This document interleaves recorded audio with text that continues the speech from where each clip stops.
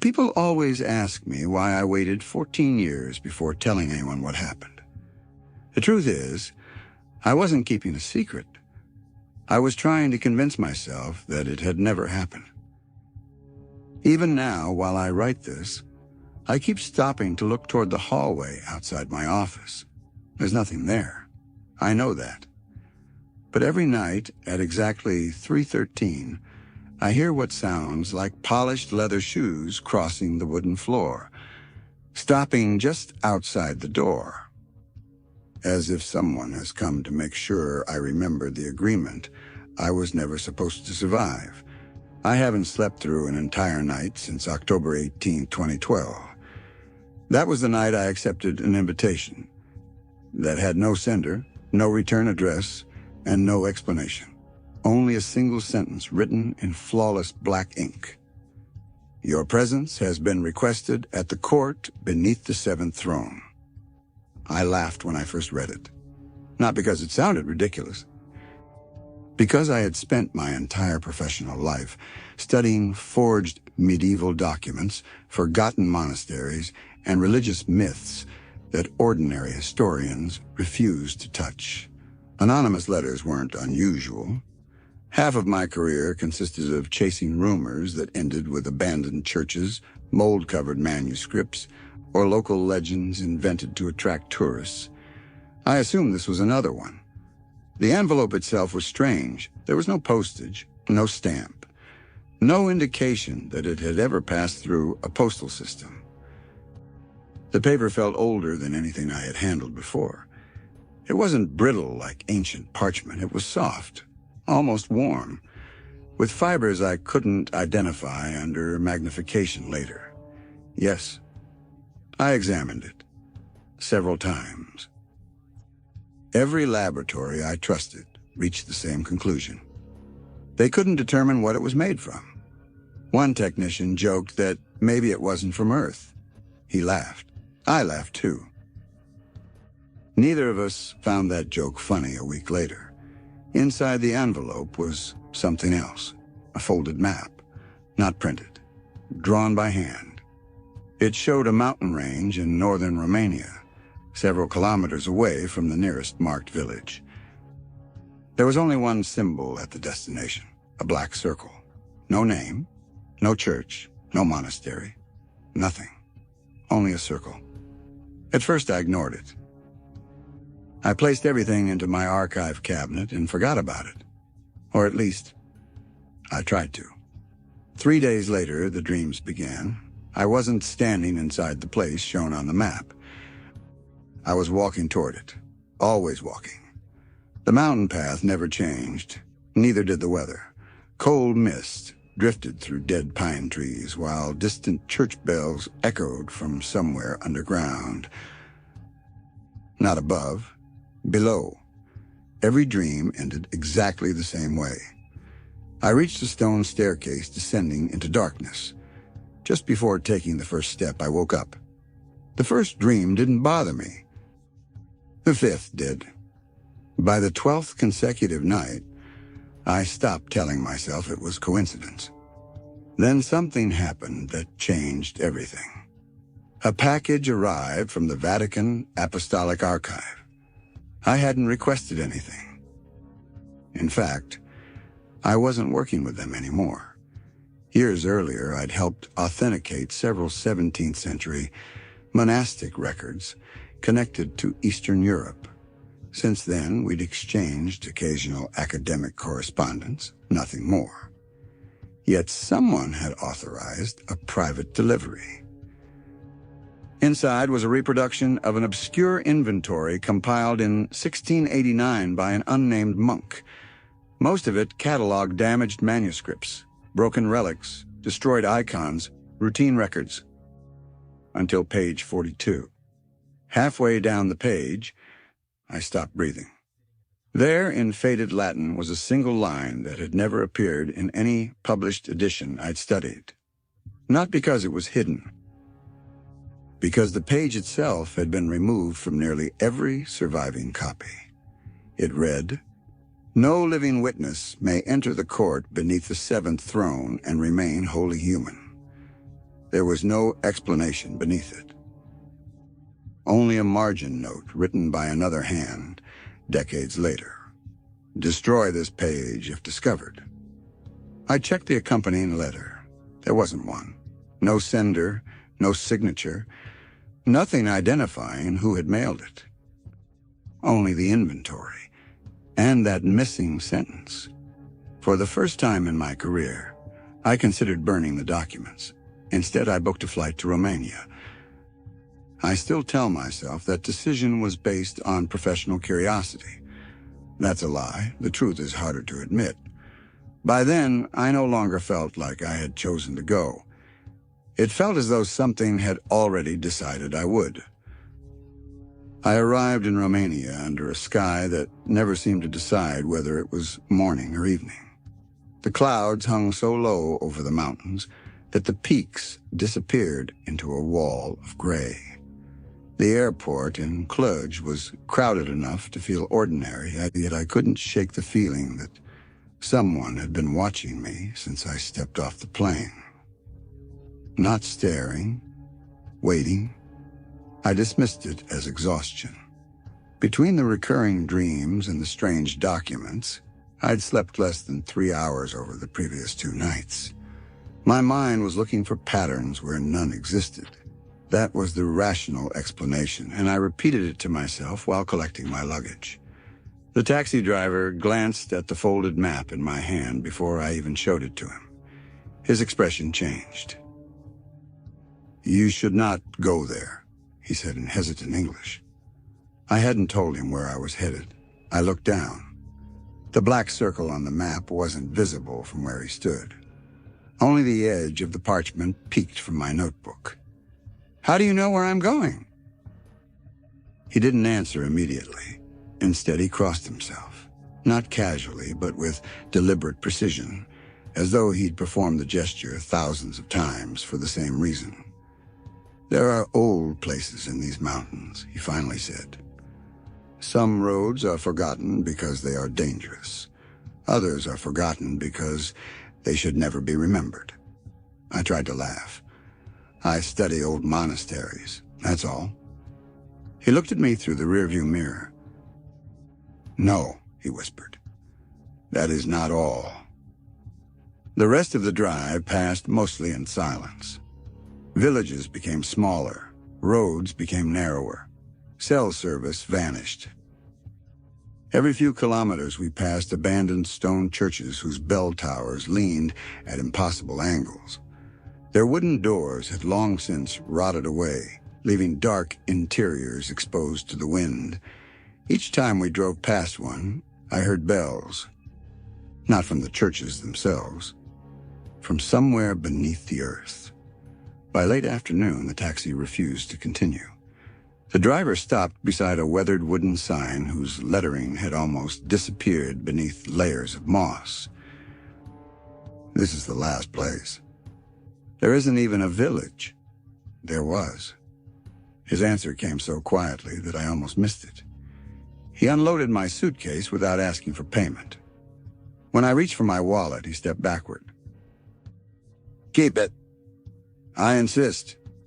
You will need it less than I will." Before I could ask what he meant, he climbed back into the car. The tires sprayed gravel as he turned around. Within seconds, he was gone. I stood alone beside the empty mountain road. The silence settled over the valley like fresh snow. No birds, no insects, not even the sound of wind through the trees. Only silence. The map directed me toward a narrow trail disappearing into the forest. It matched my dreams perfectly. Every bend, every stone, every twisted pine tree. I stopped walking. A cold realization settled into my chest. I wasn't discovering this place. I was remembering it. An hour later, the forest opened onto a clearing. At its center stood a chapel. At least, it had once been one.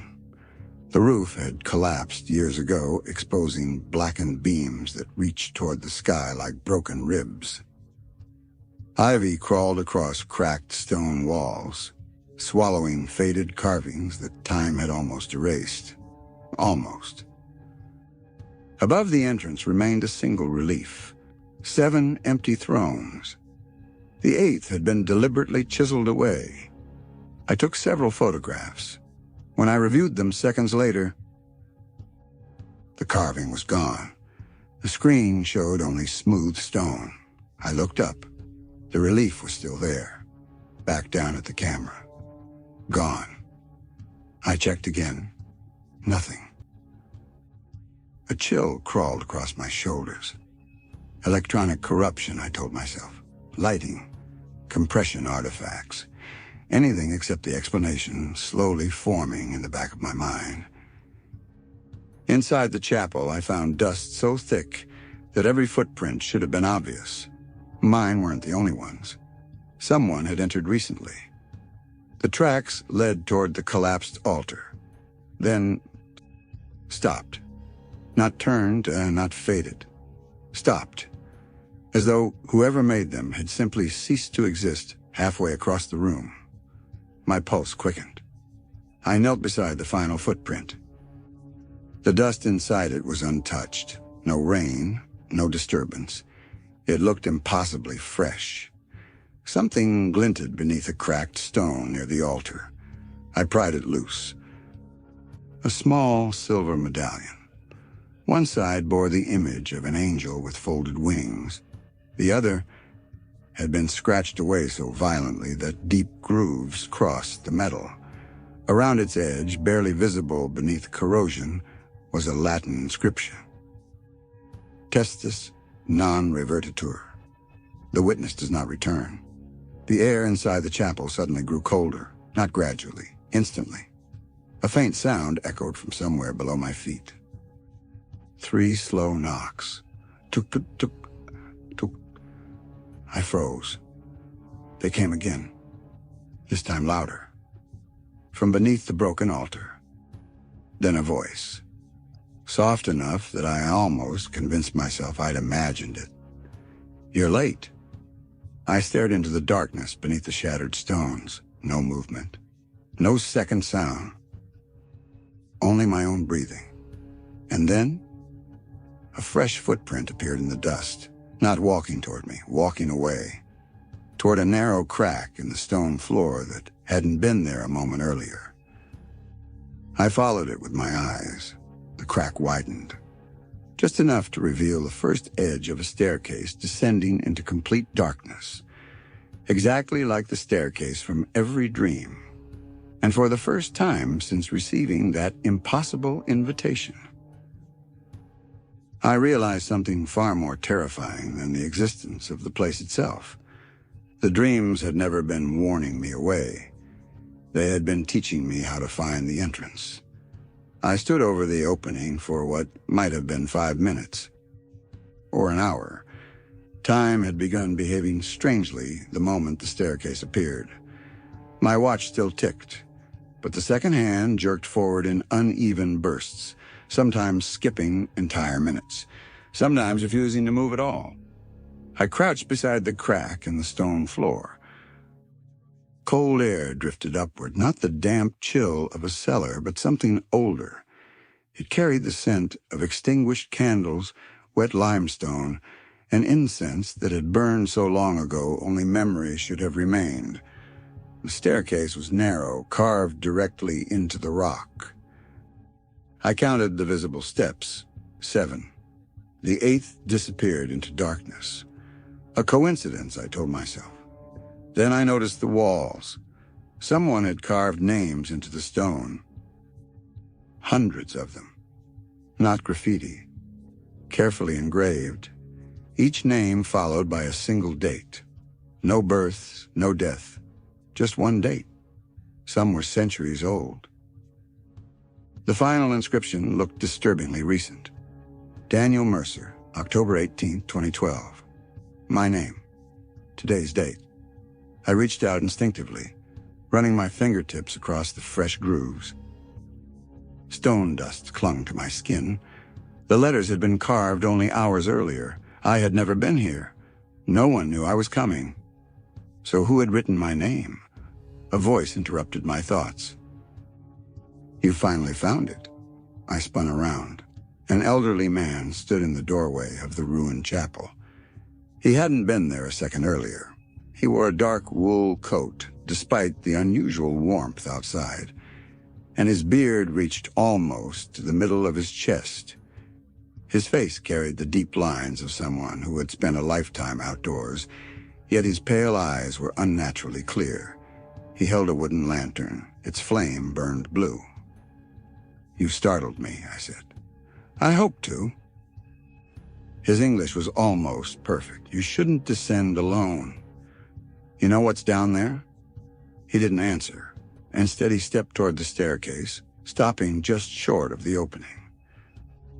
For several long seconds, he simply stared into the darkness. When he finally spoke, his voice had changed. It was quieter, almost mournful. "My grandfather brought a priest here. My father brought 2 soldiers. I brought no one." He looked directly at me.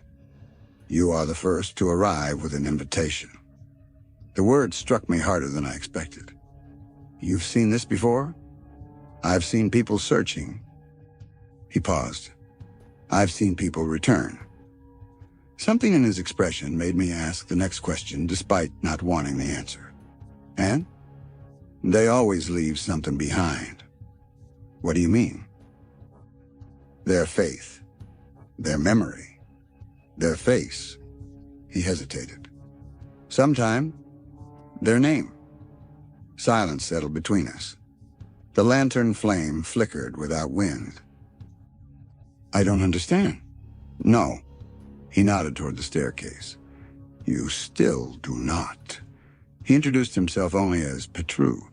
When I asked his surname, he smiled faintly. "My family stopped using it generations ago." "Why?" "Names have power." It sounded absurd. Yet after finding my own name carved beneath the chapel, I couldn't dismiss the idea as easily as I would have a week earlier. Petru refused to step closer than a few feet from the opening. "I promised." "Promised whom?" "My brother." "What happened to him?" "He accepted an invitation." The answer came so calmly that it chilled me more than if he'd shouted it. "When?" 43 years ago. "And?" "He came home." Petru swallowed. "Most of him." I waited. He never explained. Instead, he reached into his coat and removed a small cloth bundle tied with faded red thread. Inside rested a simple iron key. Black with age, no decoration, no markings, only weight. "He left this." "What does it open?" "I prayed never to discover." He pressed the key into my hand. "It belongs to whoever receives the next invitation." I stared at him. "Why would you keep something like this for 43 years? His eyes drifted toward the forest. "I was told someone would eventually ask the right question." "What question?" He smiled sadly. "You haven't asked it yet." Clouds rolled across the broken roof of the chapel. The light outside faded with impossible speed. It couldn't have been later than mid-afternoon. Yet shadows stretched across the floor like evening. Petru's lantern became the only reliable source of light. Then, the bells rang again. This time they were unmistakable. Not above us. Below. Deep beneath the mountain. 7 slow tolls, each one vibrating through the stone beneath my boots. Petru immediately lowered his head. His lips moved silently. A prayer, or perhaps a warning. The 7th bell had barely faded before another sound echoed upward. Footsteps. Measured. Deliberate. Someone was climbing the staircase. One step, then another. Then another. I instinctively raised my flashlight toward the darkness. Nothing. The footsteps continued anyway, closer, closer, closer, until they stopped just beyond the reach of the light. I couldn't see anyone, but I knew. with a certainty that defied reason. Someone was standing there, watching us. Petru refused to look. Instead, he whispered only 4 words. "They know you're here." My mouth had gone dry. "Who?" He closed his eyes. "The ones who keep the court." The darkness answered, not with movement, not with a voice, but with laughter, soft, polite, almost welcoming. It wasn't the laughter of something monstrous. It was the laughter of people who had been expecting a guest to arrive exactly on time. And somewhere beyond that unseen staircase, a heavy door slowly began to open. The sound didn't resemble wood scraping against stone. It was deeper, older, like 2 mountains grinding against each other somewhere beneath the earth. The staircase remained empty. No figure emerged. No light escaped from below, only darkness. And the unmistakable certainty that something had just welcomed me inside. The laughter faded. Not because whoever had laughed had left, because they no longer needed to. For several long seconds, neither Petru nor I moved. Then from somewhere below came a single sentence. Not shouted, not whispered, spoken with calm authority. "The court recognizes the witness." Every muscle in my body tightened. The words echoed through the stone corridor, yet they didn't sound distant. They sounded as though someone were standing directly behind me. I spun around. No one. The ruined chapel remained empty except for Petru and me. Yet the voice lingered inside my head long after the echo had disappeared. Petru's face had gone pale. He slowly removed his cap and held it against his chest. "They've never done that before," he murmured. "You've heard that voice?" He nodded. "My grandfather wrote about it." "You said no one was invited." "No one was." His eyes met mine. "Until you." I wanted to leave. A realization struck me with surprising force.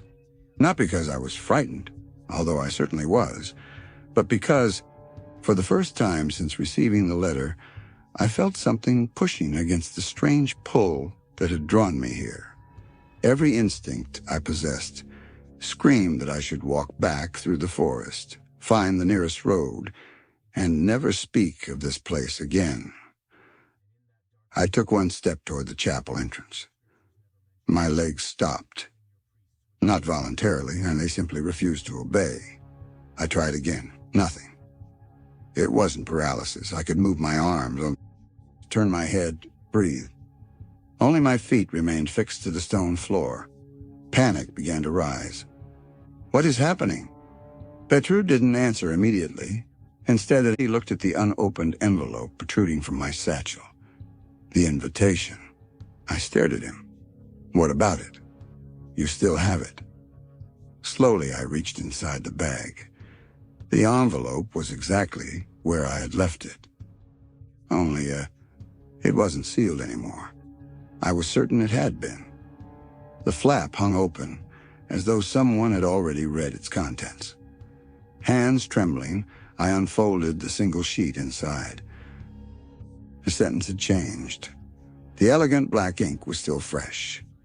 But the words were no longer the ones I had read 14 days earlier. Now it said only, "The witness has arrived." Beneath it, a second line slowly appeared. Not instantly, letter by letter, as if an invisible pen were writing while I watched. "Proceed below before the 7th bell is forgotten." The ink shimmered, then dried. My mouth went dry. This wasn't here. Petru closed his eyes. "They're writing to you now." The blue lantern suddenly flickered. Once, twice, then steadied. Petru looked toward the staircase. "We don't have much time." "Time for what?" "The invitation expires." "What happens if I refuse?" For the first time since meeting him, he hesitated. "I don't know. You said others came here. They came searching. And they weren't invited. His expression darkened. I've never met anyone who ignored an invitation. The answer offered no comfort, only another question. Who had sent it? The letter never claimed to come from Satan. It never mentioned hell. Only, the court beneath the seventh throne. Until that moment, I'd assumed the title was symbolic, ancient religious language, perhaps a forgotten sect. Now I wasn't certain of anything. A cold breeze rose from the staircase. With it came the faint smell of burning wax, then incense, then something else. Fresh rain. Impossible. It hadn't rained all day. The scent grew stronger until I realized it wasn't rain. It was petrichor, the smell of earth after rainfall. Except it drifted upward from somewhere hundreds of feet beneath solid rock. My flashlight beam caught movement below. A figure, standing perfectly still, too far away to distinguish clearly. Tall, thin, hands folded in front. Watching. I called out. "Who's there?" No answer. The figure remained motionless. Then another appeared beside it, then another, within seconds. Dozens of silhouettes lined what appeared to be an enormous corridor beyond the staircase. None of them moved. None spoke. They simply stood in complete silence, as though waiting for a ceremony to begin. Petru refused to look. Instead, he whispered, "Don't count them." "What?" "No matter what you see," his voice cracked, "never count them." Naturally, I did. 1, 2, 5, 12, 23. 30, I stopped. The number kept changing. Every time my eyes moved, there were more. Or fewer. The corridor refused to remain the same. The people refused to remain the same. Some appeared elderly, some impossibly young, some wore robes that belonged to no century I recognized. One figure looked exactly like me. Same coat, same satchel, same posture. It stared upward, directly at me. Then it smiled. Not a threatening smile, a sympathetic one, as though it pitied what I was about to discover. My breath caught. I blinked. The figure was gone. In its place stood only darkness. Then the voice returned. Closer now, almost gentle. "The court is assembled." Before either of us could react, the first step of the staircase lit itself with a pale golden glow. Then the second, then the third. Not fire, not electricity, something softer, like candlelight trapped beneath polished stone. One by one. All 7 visible steps illuminated. The 8th remained completely black, and from somewhere far below, a bell rang once more. Not 7 times, only once, as if announcing that the proceedings were about to begin. A bell rang once, not 7 times, only once. The sound rolled through the mountain like a slow heartbeat. The golden light beneath my feet grew brighter, illuminating the first 7 steps with an almost sacred warmth. Yet the 8th step remained untouched, swallowed by a darkness that absorbed every ray around it. It wasn't merely unlit, it refused light. I lowered my flashlight toward it. The beam vanished. There was no reflection, no stone, no shadow. Only an absence so complete that my eyes struggled to understand what they were seeing. It was as though the staircase ended at the 7th step, and reality ended at the 8th. Petru stepped backward, one slow pace, then another.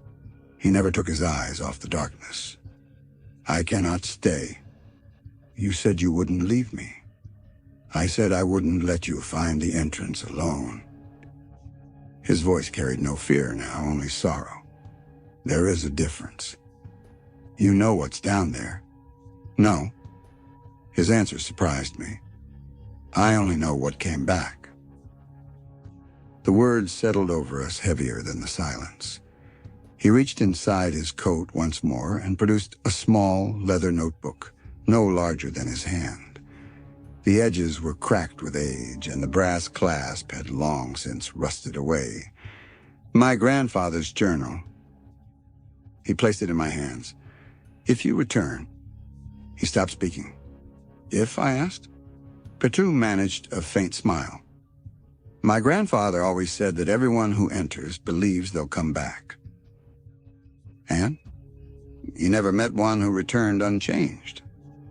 I opened the journal. The first pages contained faded sketches of the ruined chapel exactly as it had looked decades earlier. Then came maps, measurements, Latin prayers, pages filled with names I couldn't pronounce. Most entries were ordinary observations, until the final written page. The ink there appeared much darker, almost fresh. Despite the notebook being nearly a century old, across the page, written in careful Romanian, was a sentence that Petru translated without my asking. When the court summons a living witness, heaven remains silent. Below that, another line. This one wasn't written in Romanian. It was in English. Perfect English. Not old. Modern. The handwriting looked disturbingly familiar. I stared at it for several seconds before realizing why. It matched my own, every curve, every stroke, every imperfection. The sentence read, "If you are reading this, do not answer when they ask your name." A cold weight settled into my stomach. I didn't write this. Petru slowly nodded. I know. Who did? His answer came almost as a whisper. You will. The mountain trembled. Not violently. Just enough for loose dust to fall from the broken ceiling. Somewhere below, a second bell rang. The sound carried a different tone. Lower, more deliberate. The unseen corridor answered with movement. The silent figures I had glimpsed earlier stepped aside in perfect unison. Not marching, gliding. As though they weighed nothing at all. They formed two long rows facing each other, creating a path. For someone. Or for me. Then the voice returned, clearer than before. The witness may now enter. The words echoed only once. No repetition. No distortion. Just certainty. I realized something that made my skin crawl. The voice wasn't speaking English, or Latin, or any language I knew, yet I understood every word perfectly. Not through hearing, through comprehension itself, as if meaning reached my mind before sound reached my ears. A memory surfaced without warning. Not mine. Someone else's. I stood inside an enormous chamber lit by thousands of candles. Stone pillars disappeared into darkness high above. Dozens, perhaps hundreds, of silent figures knelt on either side of a vast black floor. At the far end stood 7 towering thrones. 6 were occupied only by shadows. The 7th remained empty. No, not empty. Waiting. The vision ended so abruptly that I nearly lost my balance. I gasped for air. Petru grabbed my arm. What did you see? I looked at him. I've been there. His grip tightened. No, I have. You remembered. His correction chilled me even more. The blue flame inside Petru's lantern suddenly went out. Not dimmed, not flickered. It simply ceased to exist. Darkness swallowed half the chapel. Only the glowing staircase remained. Far below, footsteps echoed again. Steady, measured, ascending. This time they did not stop. One by one, they climbed toward the 7th step. Still, no figure appeared. Only the sound. Until A polished black shoe emerged from the darkness and rested on the 8th step. The rest of its owner remained hidden. A second shoe followed, then stillness. Whoever stood there refused to cross into the light. Instead, a gloved hand slowly extended upward. Not in threat, in invitation. Its palm faced the ceiling, waiting.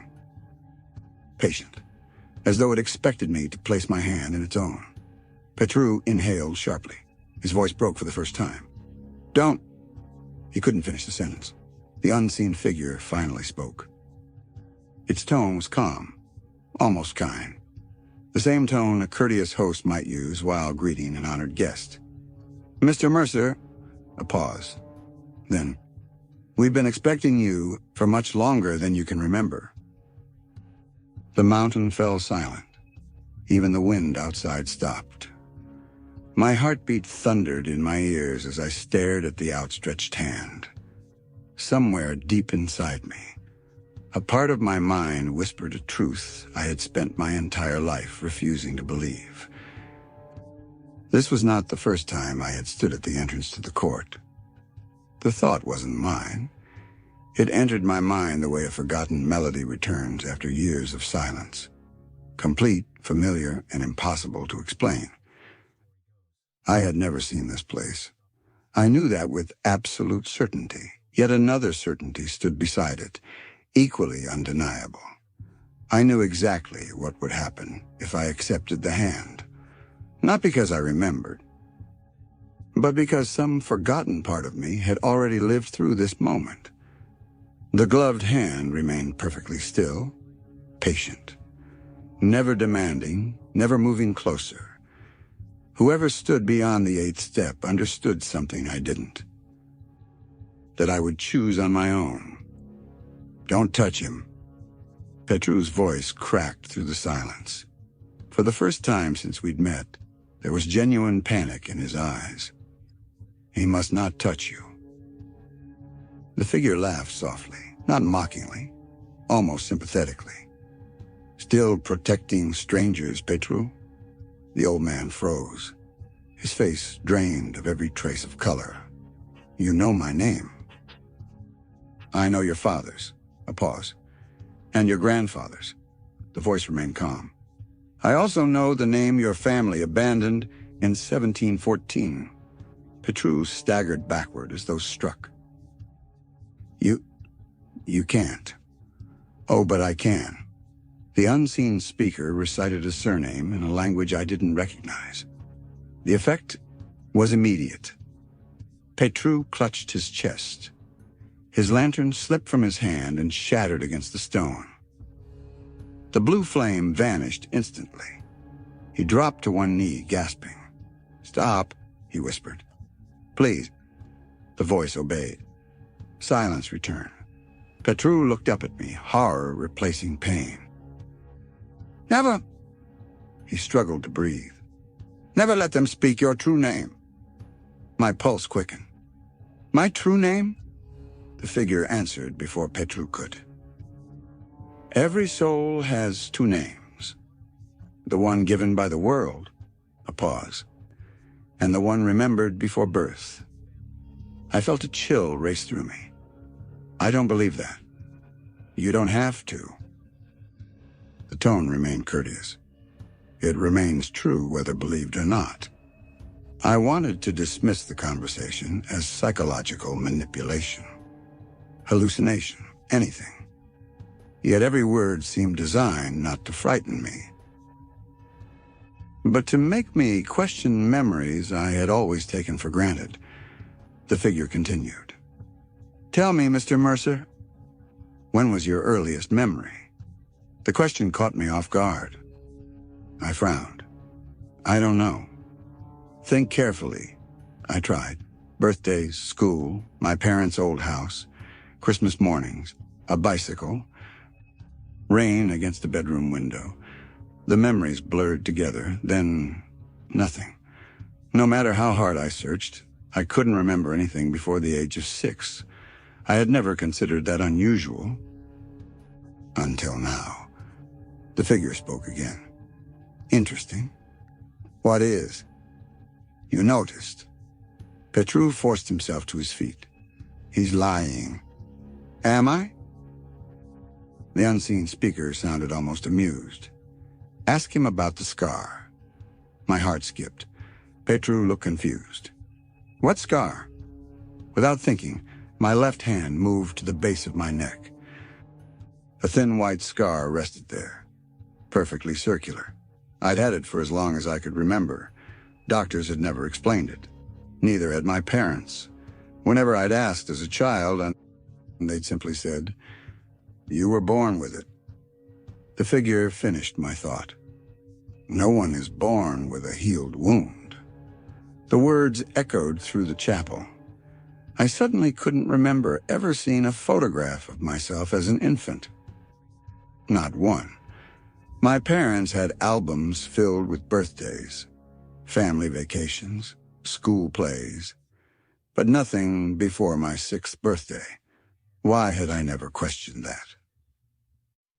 A cold wind rose from below. This time it carried voices, not one, hundreds. They weren't chanting. They weren't screaming. They were whispering different conversations all at once. Fragments drifted upward like smoke. He refused. The witness. Again. Not this time. He remembers. I strained to make out more. Every whisper seemed to stop the instant I focused on it, as though the voices knew they were being overheard. Then, one voice spoke clearly. A child's voice. Quiet. Fragile. "Please don't go back." Every other whisper stopped. The mountain became perfectly still. I looked toward the darkness. "Who's there?" No answer. Only silence. Then the same child spoke again.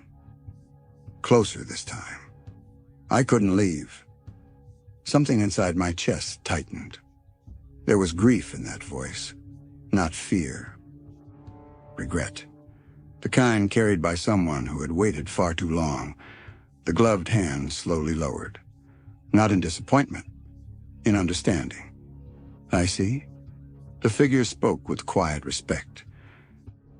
"You require proof." A faint snapping sound echoed beneath the staircase. Once, twice, 3 times. The darkness beyond the 8th step began to ripple. Like the surface of perfectly still water disturbed by invisible rain, shapes emerged. Not ghosts, not shadows, reflections. I was looking into a vast hall far below the mountain. Its ceiling disappeared into darkness. Massive pillars supported arches carved with symbols that hurt my eyes if I stared too long. Rows upon rows of silent figures stood motionless along a polished black floor. At the center stretched an aisle leading towards 7 immense thrones. 6 were occupied, not by people, and by silhouettes so dark they seemed to absorb the candlelight around them. Their forms shifted constantly, never settling to anything human. The 7th throne remained empty. Above it, someone had suspended a crown, not gold, not silver. It appeared to be forged from black stone veined with crimson light. No one touched it. No one looked directly at it. The entire hall felt as though it were waiting for a single event, a single arrival, mine. Then every figure in the chamber moved together, not a single second apart. Thousands of heads turned upward, looking directly at me, and in perfect unison. They bowed. The unseen host spoke one final sentence, his voice no louder than before, yet it carried through the impossible hall like a formal announcement. "The court rises for its returning witness." No applause followed. No voices, no celebration, only silence. Thousands of figures remained bowed, their heads lowered in perfect stillness. The immense chamber beyond the 8th step looked less like a throne room and more like a courtroom waiting for proceedings to begin. My throat tightened. "They're bowing to me?" The unseen host answered immediately. "No." A brief pause. "They are acknowledging your office." "My office? You have forgotten. I've never been here." "You believe that?" The words landed with unsettling calm, not as an accusation, but as a simple observation.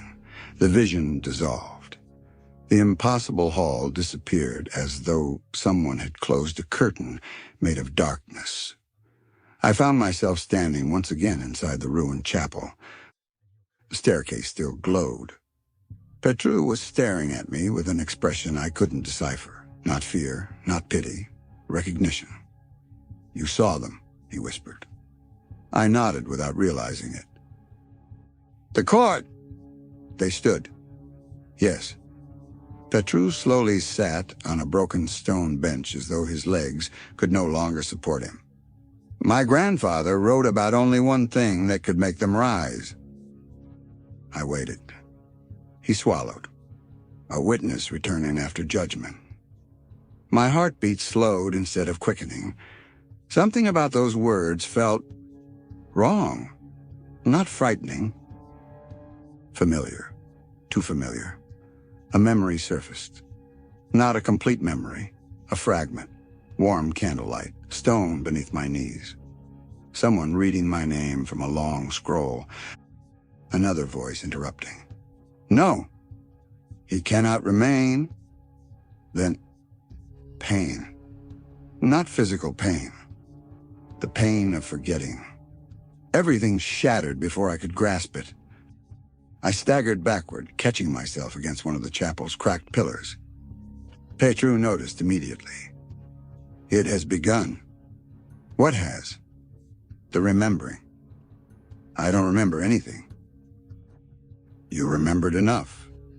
Before I could respond, the mountain shook again. This tremor was different. Dust fell in heavy clouds from the ceiling. Several loose stones rolled across the floor. The glowing staircase flickered. Far below, a deep horn echoed through the darkness. One long note, ancient, majestic. It didn't sound evil. It sounded ceremonial. Every hair on my arm stood upright. What was that? Petru closed his eyes. They're opening the session.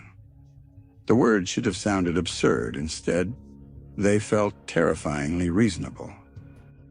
Without warning, the leather journal in my hands began turning its own pages. Slowly. One page at a time. The brittle paper moved without wind. Neither of us touched it. The pages finally stopped near the center. Blank. Completely blank. Until black ink appeared. Not dripping, not spreading, writing. Line after line formed across the paper, in elegant handwriting. "Neither mine, nor Petru's," I read aloud. "Proceedings of the 7th Court." Another line appeared. "Living witness present." Another. "Identity verification pending." The ink paused, then continued. "Recorder absent." Petru inhaled sharply. "No." His voice barely escaped his lips. "No, not again." "What does that mean?" He ignored the question. Instead, he looked over my shoulder. Not at me, past me, toward the staircase. His pupils widened. I turned. Someone had stepped onto the first glowing stair. At last, I could see one of them. He looked ordinary, painfully ordinary.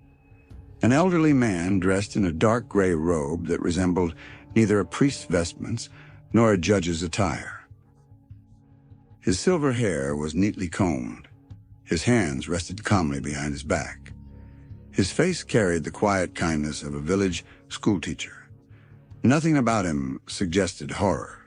Nothing except his eyes. There were no pupils, no irises, only polished black mirrors. When he smiled, genuine warmth touched his expression. "Mr. Mercer," he inclined his head politely. "My apologies. It appears our usher was somewhat dramatic." His voice was cultured, refined, the kind of voice one might expect from an Oxford professor. Not a monster, not a demon. He climbed one more step. Still, he refused to cross the 7. "I hope your journey wasn't unpleasant." I couldn't answer. Every instinct screamed that something was deeply wrong. Not because he looked frightening, because he didn't. He seemed more trustworthy than most people I'd met in my life.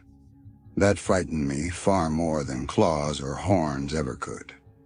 "My name," he said, "is not important." A faint smile. "Titles are more useful here." He placed one hand over his chest. "I serve as the bailiff." The word echoed strangely, not loudly, deeply, as though the mountain itself recognized the title. "Bailiff," I repeated. "Someone must maintain order."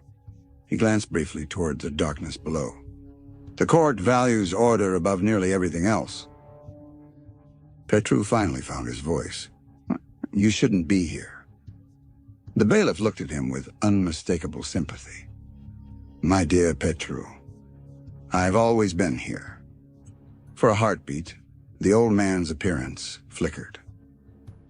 His robe became armor, then funeral clothes, then a monk's habit, then something older than any civilization I recognized. Dozens of identities, hundreds, all occupying the same space. Then he was simply an elderly gentleman again, as though nothing had happened. He returned his attention to me. "There is one small formality before proceedings begin." He reached inside his robe and withdrew a narrow strip of parchment. Blank. Completely blank. He held it out. "Kindly sign." I frowned. "There's nothing written on it." "There will be." "When?" "Afterwards." My stomach tightened. "What am I signing?" The bailiff's smile never faltered. "Only confirmation." His black eyes reflected the golden staircase. "That you attended." The parchment remained suspended between us. The mountain fell silent. Even Petru stopped breathing. And for reasons I couldn't explain, I had the overwhelming feeling that whether I accepted that single blank page would determine far more than whether I entered the court. It would determine whether I ever left it. The blank parchment hovered between us. The bailiff held it with the casual patience of someone offering a guest book at the entrance to an old estate. His expression remained warm, almost grandfatherly. He never urged me to take it. He never repeated the request. He simply waited. That disturbed me more than any threat could have. People who deceive usually rush, they distract, they persuade. He did none of those things. He behaved as though my decision had already been made long before I arrived. "What happens if I don't sign?" The bailiff's smile softened. "Then nothing changes. And if I do?" "The same answer," I frowned. "That makes no sense." "It will." He lowered the parchment slightly. "In time." Petru suddenly stepped between us. "For once in your existence," his voice trembled with anger, "answer him honestly." The bailiff looked genuinely disappointed. "I always answer honestly." "You answer without telling the truth."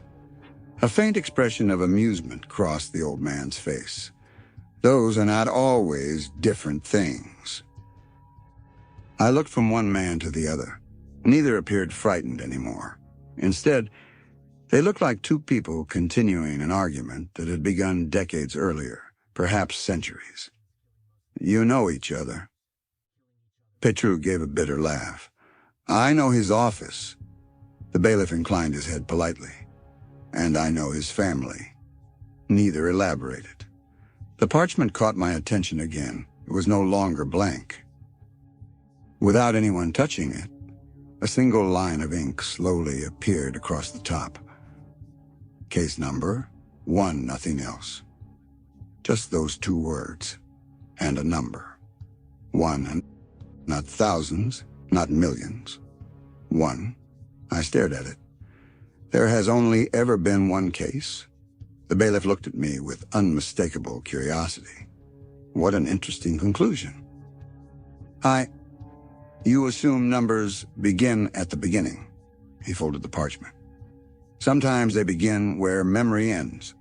A sharp crack echoed from somewhere outside the chapel. Then another. Branches breaking. Heavy footsteps. Not below, above. Something enormous was moving through the forest. Petru turned toward the doorway. His face hardened. They found you. Who? He didn't answer. Instead, he grabbed my wrist with surprising strength.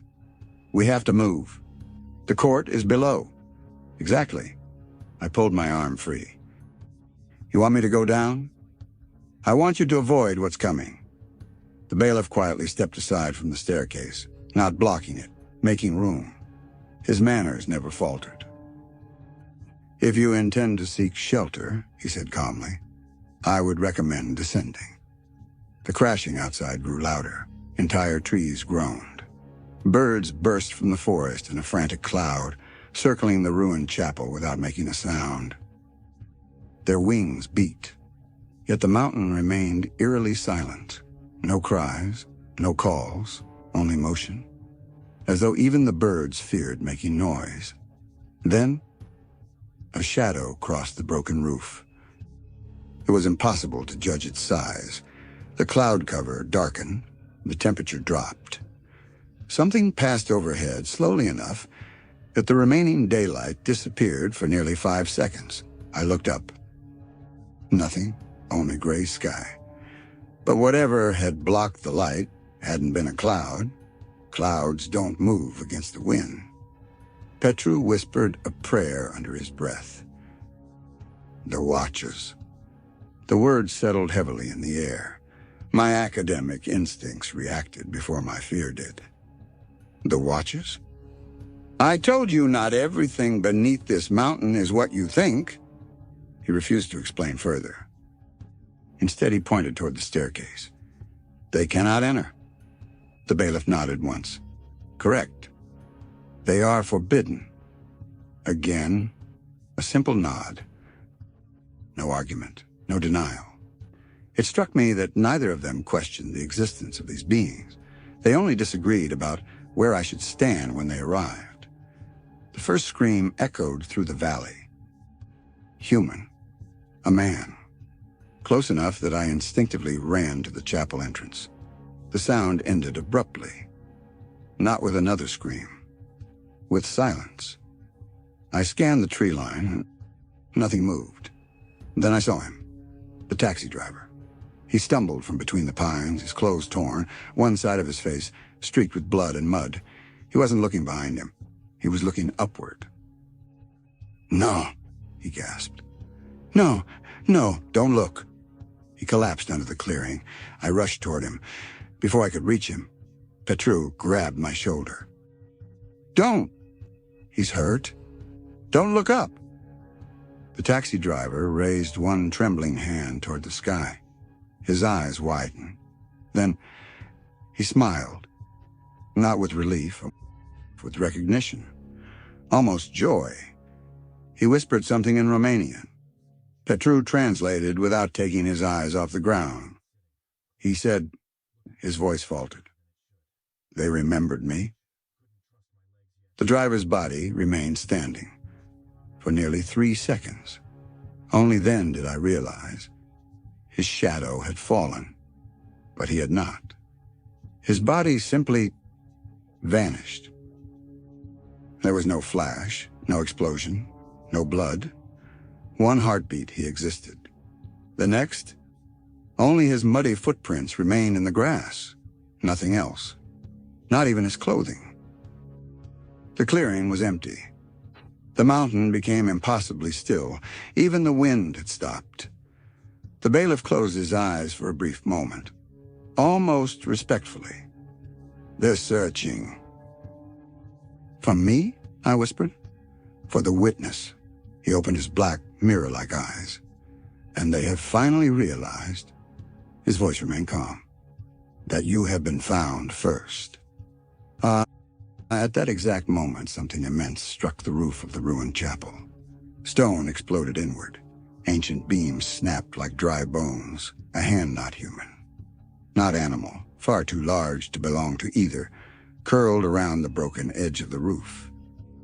It had no claws, only impossibly long fingers covered in what looked like weathered stone etched with symbols older than language itself. Slowly, very slowly, something began pulling itself down to look inside, and for the first time since receiving the impossible invitation, the bailiff's gentle smile disappeared. Not abruptly, it simply faded, like a candle being quietly extinguished. For the first time since I had met him, there was no warmth in his face, only attention. Every movement in the ruined chapel stopped. Petru held his breath. I couldn't hear my own heartbeat anymore. Above us, the enormous stone hand tightened around the broken roof. Ancient masonry groaned beneath its weight. Dust rained through the chapel. A second hand appeared on the opposite wall. Then silence. Whatever owned those hands wasn't trying to enter. It was looking, searching. "Do not meet its eyes." The bailiff's voice had changed. It was lower now, sharper. No longer the courteous tone of a host. It sounded like an officer issuing instructions before a battle. Petru whispered desperately, "Listen to him." That surprised me. Minutes earlier, they had seemed like enemies. Now they agreed completely. I forced myself to keep my eyes on the cracked stone floor. The urge to look upward became almost unbearable. It wasn't curiosity. It felt imposed, as though something outside was gently pulling my attention toward it, like invisible fingers lifting my chin. I resisted. The pressure grew stronger. Then, a sound, not from above, inside my own mind. A woman's voice, soft, familiar. Daniel. My mother's voice. Impossible. She had died 3 years before I received the invitation. Every instinct told me not to answer, yet tears filled my eyes before I even realized why. "Daniel," the voice came again. "I'm here." It sounded exactly like the last voicemail she had ever left me. Every pause, every breath, every tiny imperfection. Petru immediately covered his ears. "Don't listen!" His warning came too late. The voice continued. "I've been waiting for you." My chest tightened. No, not grief and hope. That frightened me far more. Because for one impossible second, I wanted it to be true. The bailiff spoke without raising his voice. "It studies longing." The words cut through my thoughts. "It never begins with fear." The voice of my mother laughed softly, a laugh I hadn't heard since childhood. Then another voice joined it. My father. Then my younger sister. Friends. Professors. People I hadn't seen in decades. Each one called my name.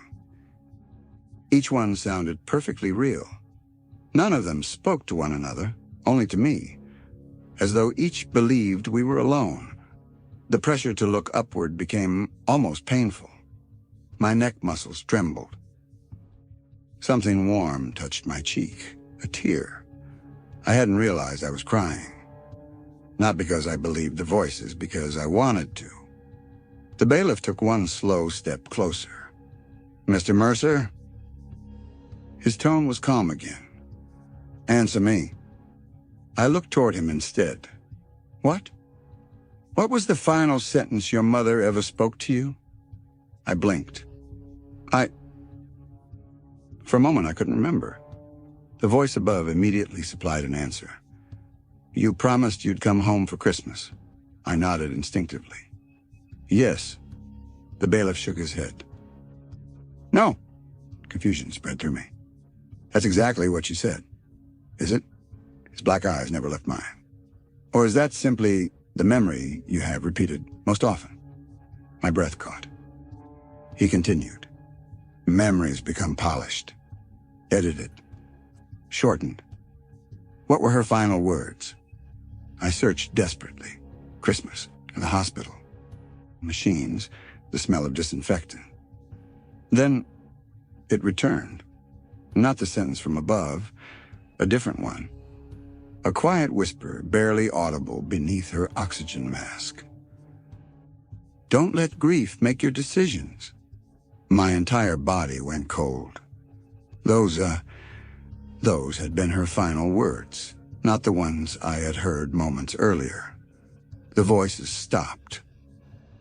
All at once, something enormous shifted above the chapel. For the first time, it sounded irritated.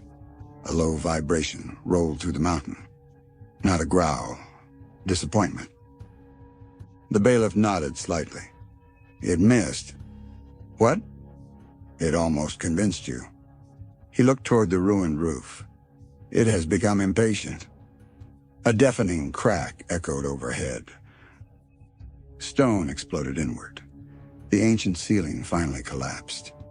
Instinct forced me backward.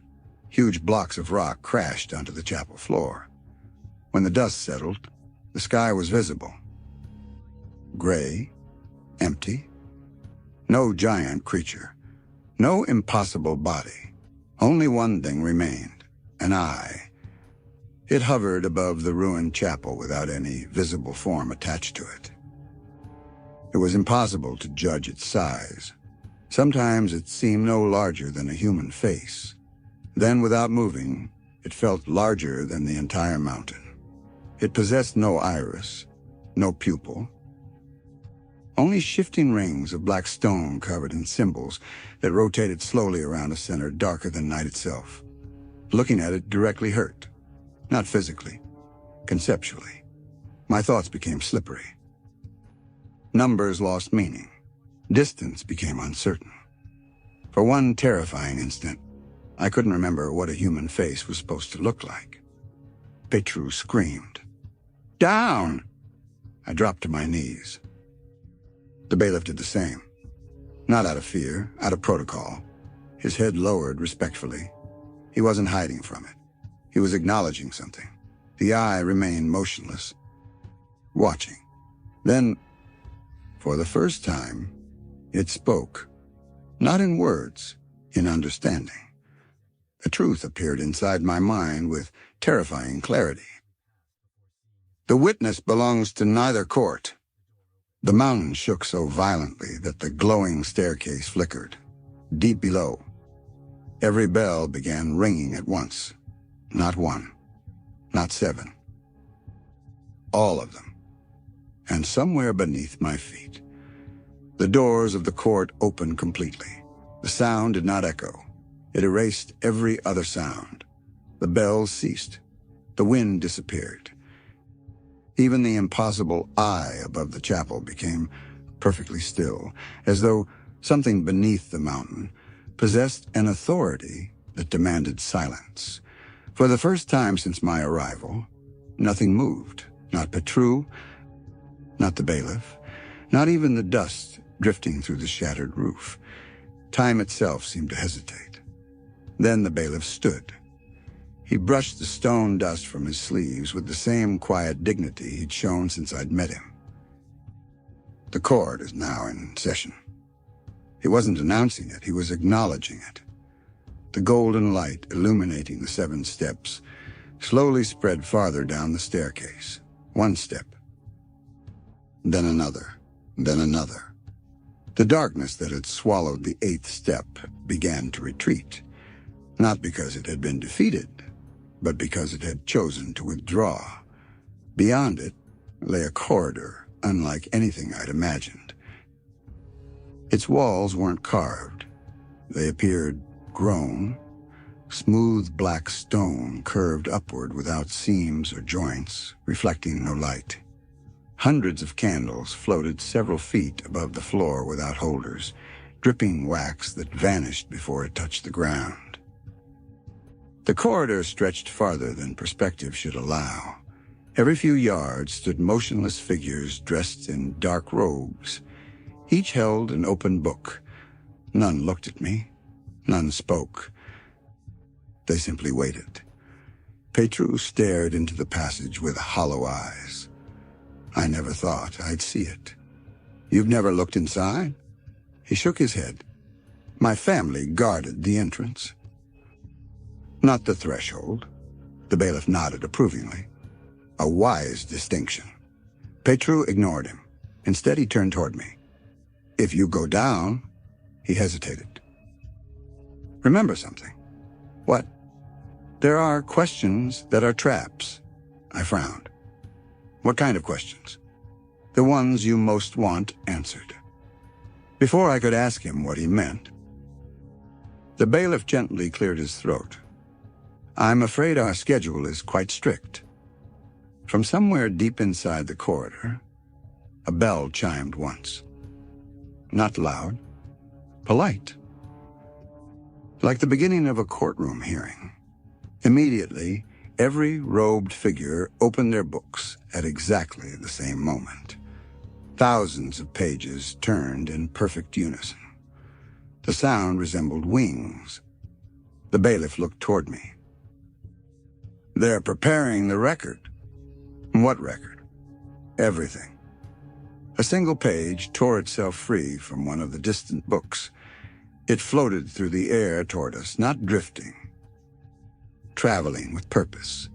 It stopped inches from my face, blank. Then, words slowly appeared. Not written, remembered.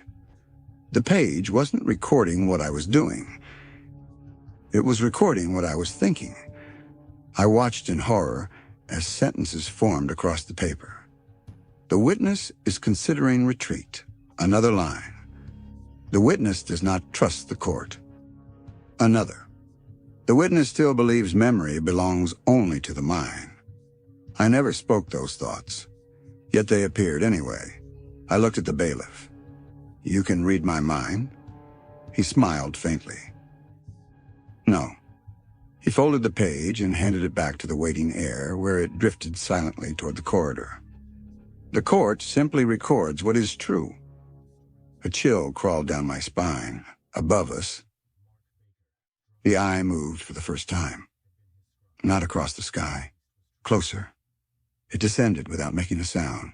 The symbols rotating within it accelerated. The entire mountain seemed to bend beneath its attention. Petru immediately dropped to one knee. There's no time!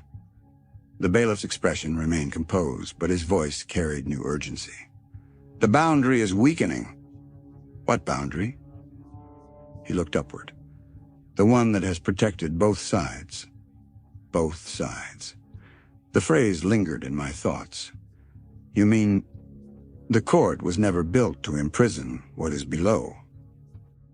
He met my eyes. It was built to keep something above. He glanced once more toward the impossible eye. From entering, every academic theory I'd ever believed collapsed in a single instant. All this time, I had assumed the court existed to contain evil. But what if it didn't? What if it was a refuge, or a fortress, or the last barrier between two things, neither of which belonged in the human world? Before I could ask another question, a deep, resonant voice rolled up from the chamber below. It carried neither anger nor welcome, only absolute authority. Bring forth the witness. The bailiff bowed, not out of fear, out of duty. Then he extended his hand toward the illuminated staircase. This way, Mr. Mercer. Behind me, the eye continued its silent descent. Ahead of me, the endless corridor waited in unwavering stillness. For the first time since opening that impossible letter, I understood the truth. The invitation had never been to witness a trial. It had been to take part in one. For several seconds, I couldn't move. Not because I was afraid, because the sentence awakened something I couldn't explain, a feeling. Not a memory, recognition. Somewhere deep inside me, beneath years of ordinary life, beneath childhood, beneath every identity I believed belonged to me, another part of my mind seemed to whisper, "You already knew." I hated that voice, because it sounded like my own. The bailiff waited with impossible patience. His outstretched hand never wavered. He wasn't inviting me to descend anymore. He was offering me the dignity of choosing. Behind me, the eye continued its silent descent through the ruined roof. Its impossible rings rotated slowly, each covered with symbols that shifted whenever I tried to focus on them. They weren't letters, they weren't numbers. They felt more like ideas carved into stone. Looking at them too long produced strange sensations. For one terrifying heartbeat, I forgot my own birthday. Then the name of the university where I taught. Then, for nearly 2 seconds, I forgot the word human. The meaning returned only when I looked away. "The boundary is collapsing," the bailiff said quietly. "Decide." Petru stepped beside me. His breathing had become shallow. "They can't remain here together." "Who?" "The court." He looked toward the eye. "And whatever watches from above." "Why?" Neither man answered. Instead, the mountain answered for them. A deep crack echoed beneath our feet. The glowing staircase trembled. Fine fractures spread across the first step like veins beneath marble. The candles floating in the corridor below flickered for the first time. Far away. Someone rang a small silver bell. Once. Immediately, every robed figure in the corridor turned the same page in their books. Thousands of pages, one motion, perfectly synchronized. Then something impossible happened. One of them looked up, only one. Not toward the staircase, toward me. The hood hid most of the face, yet I could clearly see the eyes, blue and very familiar. My breath caught. I knew those eyes. I had seen them every morning while shaving. The figure looked exactly like me. Not an older version. Not younger. Exactly as I stood now. Same coat. Same scar at the base of the neck. Same exhausted expression. He slowly closed his book, raised one finger to his lips, and silently mouthed a single word. "Run." Before I could react, he vanished. The place where he had stood became empty. None of the other robed figures acknowledged his disappearance, as though he had never existed. "You saw him?" The bailiff didn't ask. He stated it. I nodded. "Who was that?" He answered without hesitation. "A witness. Who looked like me?" "Yes." "Why?" The bailiff's black eyes held mine. "That question cannot be answered truthfully until proceedings begin." It wasn't refusal, it was procedure. Everything about this place revolved around rules. Ancient, invisible, absolute. A sharp metallic sound echoed overhead. The eye had stopped descending. Instead, it had begun opening. I hadn't realized it had been closed. The black center slowly separated into concentric layers, revealing something beyond. Not another eye, a sky. Impossible stars burned inside it. Constellations unlike any I had ever studied. Entire galaxies drifted where a pupil should have been. They weren't decorations. They were real. Looking into that impossible depth made me realize something horrifying. The eye wasn't an organ. It was a window. Something unimaginably vast was looking through it. Not at the chapel, not at the court, at me. The pressure inside my skull became unbearable. Images flooded my thoughts. Cities built beneath oceans. Mountains that hung upside down beneath unfamiliar skies. Temples carved into moons orbiting worlds that had never known human life. Voices speaking languages older than gravity itself. Then a single phrase entered my mind. Clear, perfect, not spoken, known. The witness has been located. The message wasn't intended for me. I had simply overheard it. And somewhere beyond that impossible window, something answered. Every candle in the corridor below went out. Darkness swallowed the court. Only the staircase remained illuminated. The bailiff's composure finally cracked. Just slightly. He turned toward the unseen chamber below and spoke for the first time with unmistakable urgency. "The protocol has been breached." His words echoed downward. A response came immediately. Not from one voice, hundreds, perfectly united. "Seal the threshold." The robed figures moved together. Their books closed with a thunderous sound that shook the mountain. Massive stone doors hidden deep within the passage began sliding into place. The court was closing itself, not to keep me inside, to keep something else outside. Petru grabbed my arm so hard it hurt. "Now!" The bailiff extended his hand one last time. If you remain here." He looked first at the closing court, then at the opening eye. "You will belong to whichever reaches you first." For the first time since this nightmare began, I realized there might be something even the court feared, and it was already looking directly at me. Petru's grip tightened around my arm. "Daniel!" His voice sounded distant, as though I were hearing it through deep water. I couldn't look away. Inside the impossible eye, entire constellations rotated in complete silence. They didn't move like stars. They moved up like thoughts. Each pattern rearranged itself the instant I recognized it, always becoming something my mind wasn't prepared to understand. I blinked. The stars became eyes. I blinked again. The eyes became doorways.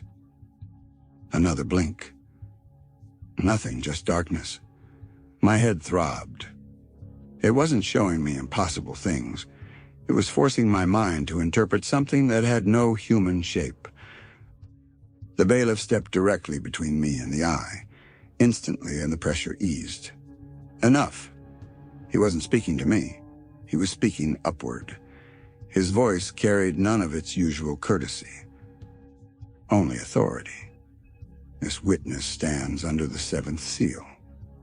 For the first time, the eye reacted. The vast darkness within it contracted. Not in fear, in acknowledgement. As if it recognized a law older than either of us. A vibration rolled beneath the mountain. Not violent, measured. Like the slow turning of an enormous key. Deep below, the closing stone doors halted. The silence that followed felt ceremonial. Then another voice echoed from within the court. Not the commanding voice I'd heard before. This one belonged to an elderly woman, calm, precise. "The record objects." The bailiff bowed his head slightly. "On what grounds?" "The witness has seen what no living mind should carry." A pause. "The memory cannot remain unexamined." Every candle in the corridor reignited simultaneously. The robed figures reopened their books. One page in every volume turned by itself. Thousands of pages moving together sounded like rain falling across an endless city. I looked at Petru. "What are they talking about?" His lips barely moved. "The record. What is it?" "I don't know. You've guarded this place your entire life." "I guarded the entrance." His eyes never left the corridor. "No one guards what is inside." The bailiff slowly turned back toward me. His black eyes no longer reflected the golden staircase. They reflected something else. An endless library, shelves disappearing into darkness, books chained shut, others burning without being consumed. For a heartbeat, I saw a child wandering between those shelves. He couldn't have been older than 6. He stopped, turned, looked directly at me. It was me. Not merely similar. Me. The same scar at the base of my neck. The same gray eyes. The child smiled sadly, then placed one finger against an enormous black book. Immediately, the vision ended. "Did you see him?" I whispered. The bailiff answered without surprise. "Yes." "Who was he?" "The oldest version of yourself." My stomach tightened. "That makes no sense." "It rarely does." Above us, the eye began closing. Not because it wished to leave, because something else had drawn its attention. Far beyond the clouds, another sound spread across the sky. Not thunder, not wind. Pages. Millions of pages turning together. The impossible eye slowly shifted upward, as though responding to a summons greater than its own purpose. Petru frowned. "It shouldn't..." He never finished the sentence. The eye disappeared. Not gradually, instantly, leaving only gray clouds above the shattered chapel. The mountain exhaled. For the first time since I'd arrived, the oppressive weight in the air vanished. The bailiff looked almost relieved. "They've withdrawn." "They?" "The observers." "Will they come back?" His answer was immediate. "They never truly leave." Without warning, every robed figure inside the corridor stepped aside once more. The path beyond the staircase was now completely clear. At its end, far beyond where human eyesight should reach. I finally saw the chamber itself. It dwarfed every cathedral I had ever visited. 7 colossal thrones stood beneath a ceiling lost in darkness. 6 remained occupied by silhouettes that refused to become fully visible.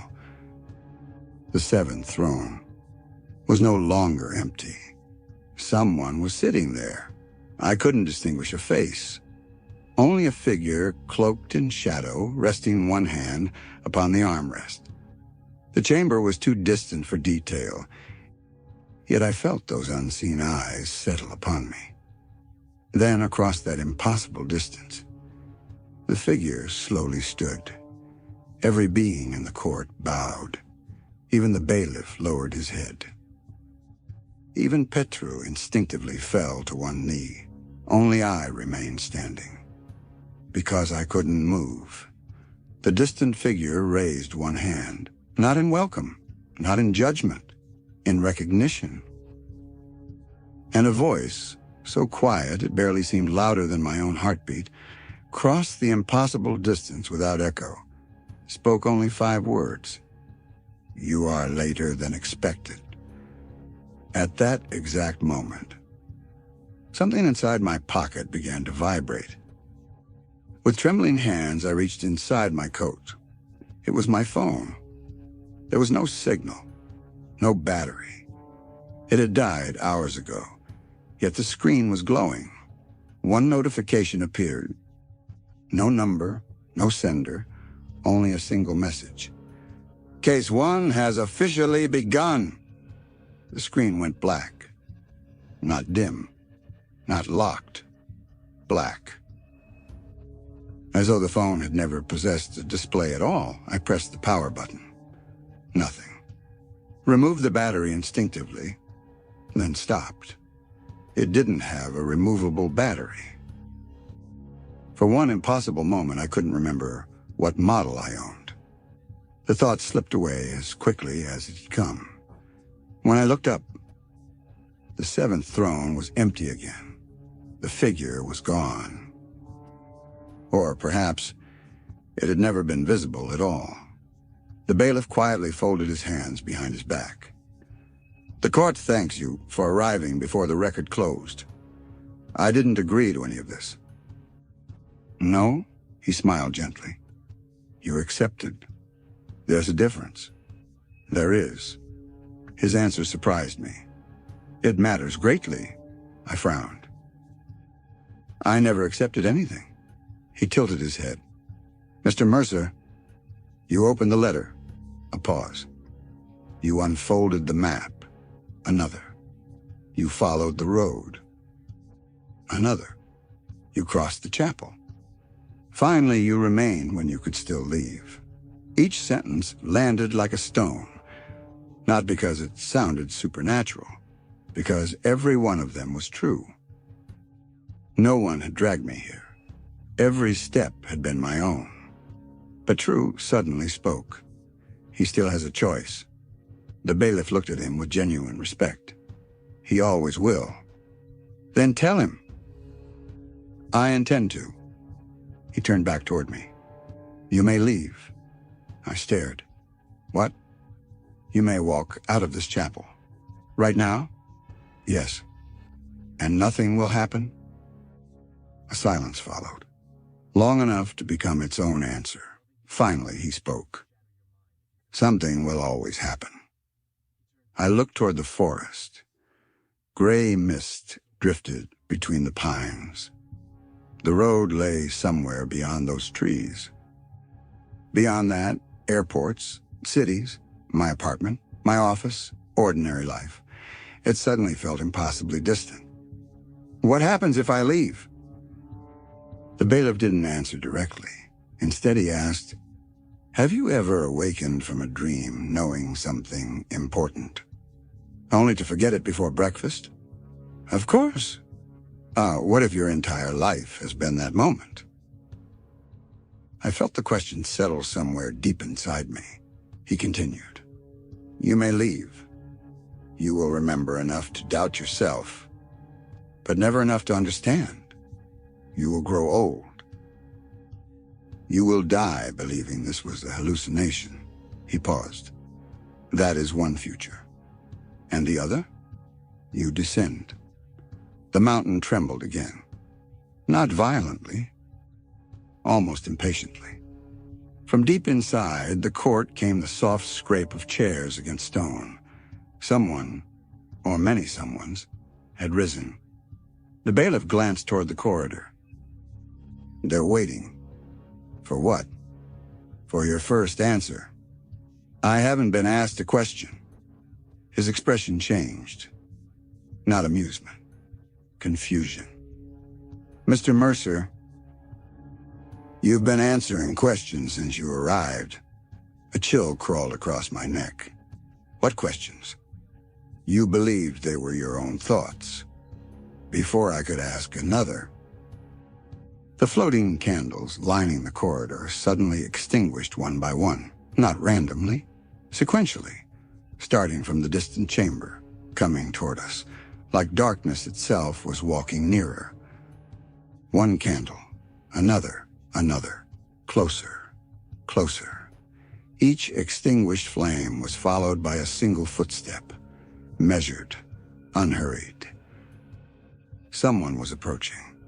Not the bailiff, not the silent record keepers. Someone else. Petru's breathing became shallow. "No." The bailiff's posture straightened. He looked almost relieved. Earlier than expected, the footsteps continued. The unseen figure never hurried. Each step echoed with impossible clarity despite the enormous distance. The candles died in perfect rhythm. Step, darkness, step, darkness, step, darkness, until only the final candle remained. 20 feet from the staircase. Its flame flickered, bent sideways, then went out. Complete darkness filled the corridor.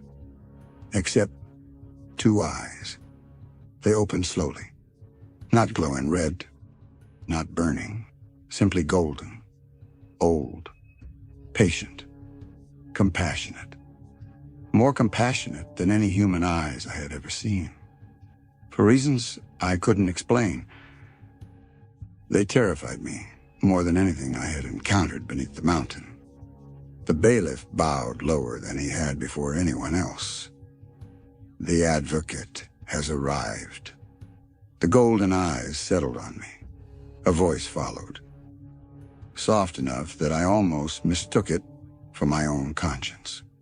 Daniel. It spoke my name without pressure, without authority, without expectation, only sadness. Then came the question. The first true question since I had entered the mountain. "Do you know why you were invited instead of summoned?" The question lingered in the darkness.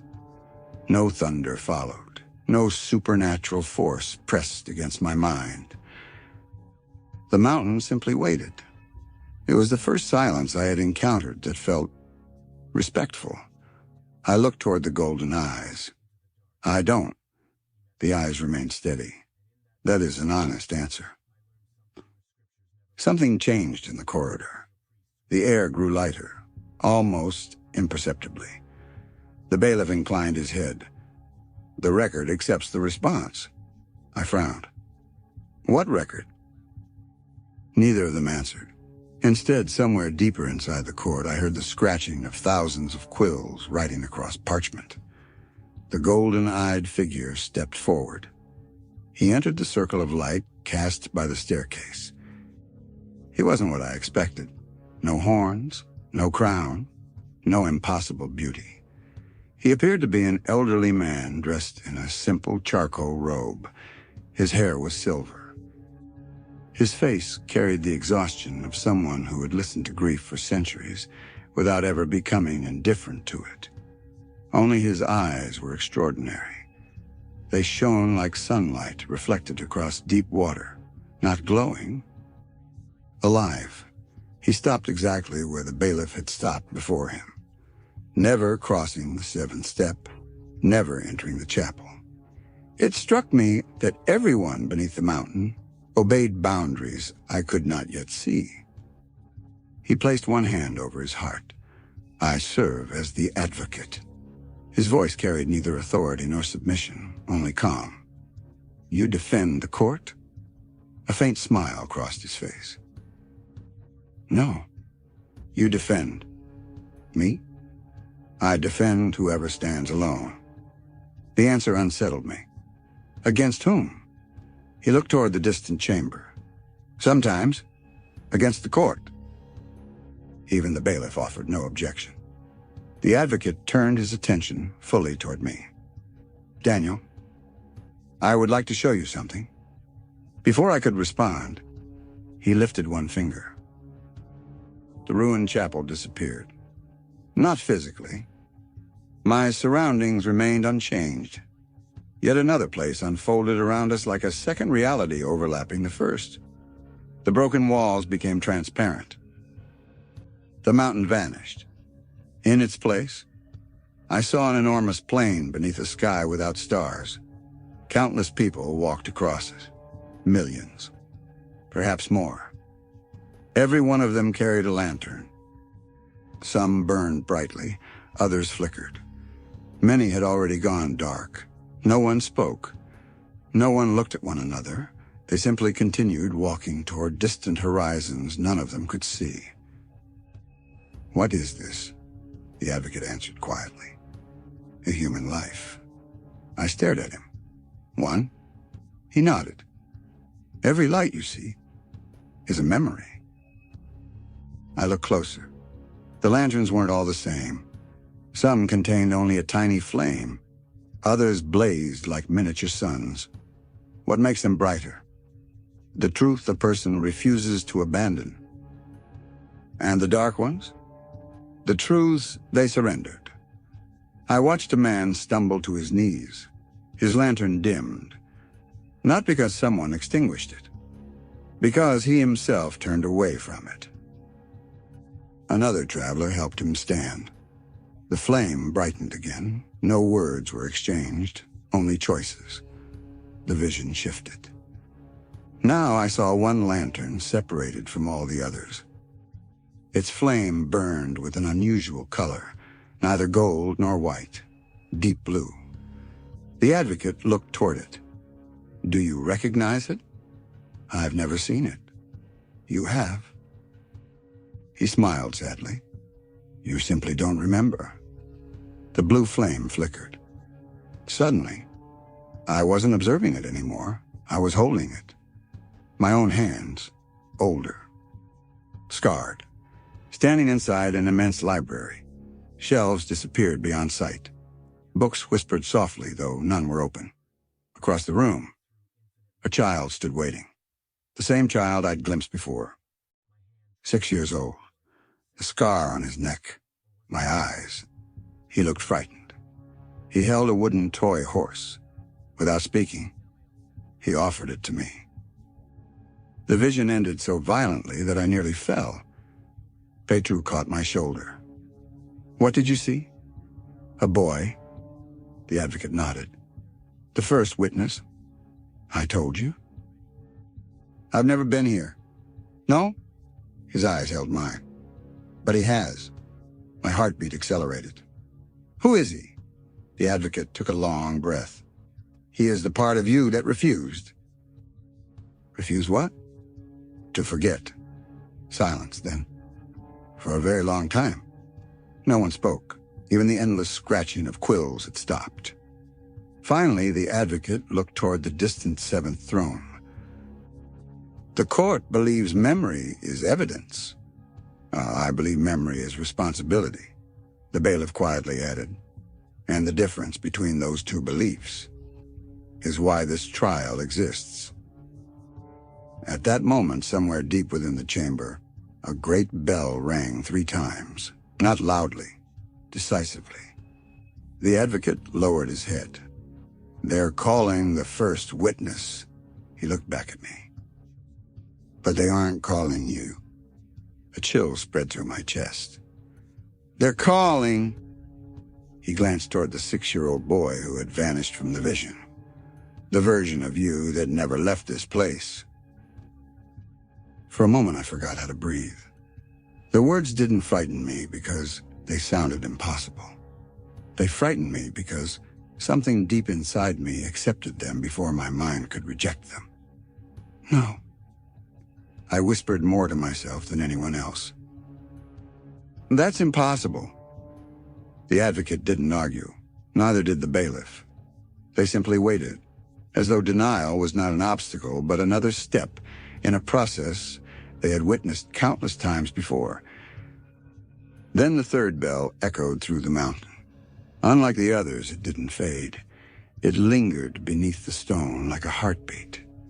From somewhere inside the court came the sound of footsteps, not approaching, crossing, measured small, too light to belong to an adult. Each step echoed with the unmistakable rhythm of a child walking across polished stone. The advocate lowered his eyes. "They've opened the inner record." Petru looked genuinely terrified. "I thought it had been sealed." So did I. The bailiff's answer carried something I hadn't heard from him before: uncertainty. The endless corridor began to change. The polished black floor rippled gently like water disturbed by a breeze. The floating candles dimmed. One by one, the robed record keepers stepped backward until they disappeared into the darkness between the pillars. None turned around. None made a sound.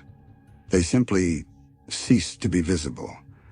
At the far end of the corridor, the massive doors behind the seventh throne slowly opened.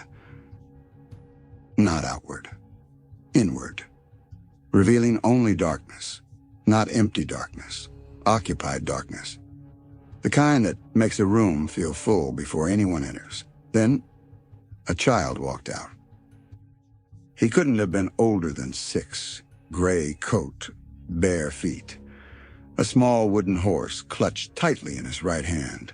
At the base of his neck, a pale circular scar, exactly like mine. He wasn't translucent. He wasn't ghostly. He looked painfully real.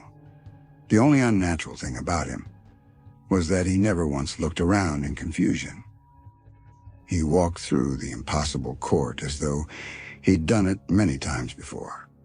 The thousands of silent figures lining the chamber lowered their heads as he passed, not to worship him, to acknowledge him. My legs moved before I realized it. I stepped onto the first glowing stair. Wait. The child stopped. Very slowly, he turned toward me. Our eyes met. I wasn't looking at another version of myself, and I was looking at myself before life had happened, before grief, before fear, before memory had been broken into fragments. He studied me quietly, then smiled. Not happily, relieved. I knew you'd come back. His voice was unmistakably mine. Just younger. I opened my mouth. No words came. The child looked toward the advocate. Can I tell him now? The advocate hesitated. Only what the record permits. The child nodded as though he had expected that answer. Then he looked back at me. Do you still dream about the hallway? A chill ran through my body. Every night for 14 years. The footsteps outside my office. I had never told anyone. Not Petru, not the advocate, not even my therapist.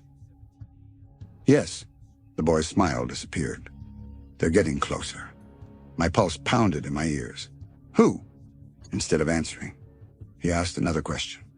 Do you remember the red door? No. The room with no windows? No. The woman who cried because you wouldn't forget?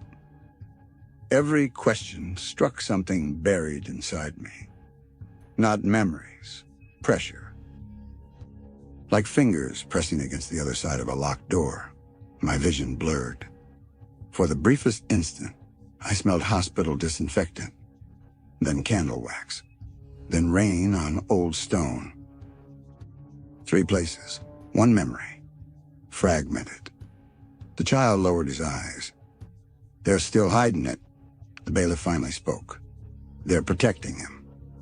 The advocate answered quietly. Or protecting themselves? Neither explained. Suddenly, every candle in the court extinguished. Not gradually, instantly. Complete darkness swallowed the chamber. Only the 7th throne remained visible. A single shaft of pale light fell upon it from somewhere beyond the ceiling. The seated figure was visible once again, not clearly, only as a silhouette. One hand rested upon the armrest. The other held a book, enormous, bound in black leather that seemed older than the mountain itself. The figure slowly opened it. Every page turned by itself. Thousands of pages. None made a sound. Then the figure stopped on a single page. Without lifting its head, it spoke. Its voice filled the court without becoming louder. Read the first entry. The black book rose from the throne by itself. It floated across the impossible chamber, past the silent witnesses, past the record keepers, past the child, until it stopped directly before me. The page was already open. There was only 1 sentence written upon it. The handwriting was my own. I volunteered. The moment I read those 2 words, the child closed his eyes. The advocate looked away. Even the bailiff's composed expression finally broke. Because all 3 of them knew something that I did not. And whatever I had once volunteered to do had never truly ended. Oh, I volunteered. The words refused to leave the page. I blinked. They remained. The handwriting was unmistakably mine. Not similar, not close, but identical. Every uneven stroke, every slight slant in the letters matched the notes I had scribbled in lecture halls for years. I touched the ink. It wasn't dry. It wasn't wet. It felt warm, as though it had been written only seconds ago. I never wrote this. My voice echoed strangely inside the chamber. The seventh throne remained silent. The child watched me with a sadness no 6-year-old should ever possess. "You don't remember writing it," he said quietly. "That's different." I looked toward the advocate. "Tell me he's wrong." The advocate didn't answer. He couldn't. Instead, he slowly removed a small bronze scale from within his robe and placed it upon the stone floor between us. It balanced perfectly. One side empty, the other also empty, yet it leaned, as though invisible weight already rested upon it. "The court doesn't weigh guilt," the advocate said. "It weighs truth." I frowned. "What's the difference?" "The guilty often tell the truth. The innocent often refuse to." The bailiff nodded once. "The scales care about neither innocence nor blame. They respond only to what is." A low vibration spread through the chamber. The black book floating before me turned another page by itself. This time, there wasn't one sentence. There were hundreds. Every line began with the same words. Statement of the witness. Each statement carried a different date, different handwriting, different ink. Some appeared centuries old. Others looked modern. I scanned the first few entries. Statement of the witness I entered willingly. Another. Statement of the witness I remembered too much. Another. Statement of the witness. They offered release. I declined. My pulse quickened. Another. Statement of the witness. The court must never be abandoned. I turned pages faster. The dates made no sense. One date hadn't happened yet. Another belonged to a century before my birth. Yet every statement ended the same way, with my signature. "I don't understand." The child finally stepped closer. His bare feet made no sound against the polished stone. "You keep thinking time works the same here." He gently touched one of the pages. Immediately, the ink began moving. Letters dissolved. Words rearranged themselves. The statement changed. It now read, "The witness remembers in order. Human beings remember in sequence. The court remembers in completion."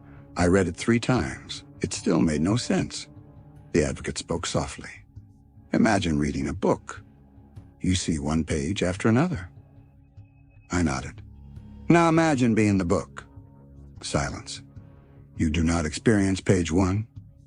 Then page 2. You exist as every page simultaneously." A cold sensation spread through my chest. He wasn't describing the court. He was describing memory, or perhaps something beyond memory. Without warning, a loud knock echoed through the chamber. 3 slow knocks, exactly the same rhythm I had heard beneath the ruined altar days earlier. Talk, talk, talk. Every figure in the court froze. Even the floating candles stopped flickering. The bailiff closed the black book instantly. His calm expression vanished. "No." The word escaped him almost involuntarily. Petru looked toward the great doors at the rear of the chamber. "They're early." The advocate's golden eyes narrowed. "Who?" Petru whispered only 2 words.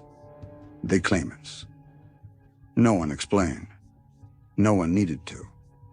The reaction alone told me enough. For the first time, everyone inside the court seemed afraid. Not terrified, concerned, professionally. Like judges who had just been informed that an unexpected party had entered the courtroom. A 4th knock. Louder. The immense doors at the far end trembled. Not the entrance through which I had come. Another set, older, far larger. Doors I hadn't noticed before because they blended seamlessly into the black stone behind the 6th throne. Dust fell from the ceiling. Ancient chains stretched tight. Something beyond them pulled once, then stopped. The child instinctively stepped behind the advocate. He wasn't hiding. He was remembering. I could see it in his face.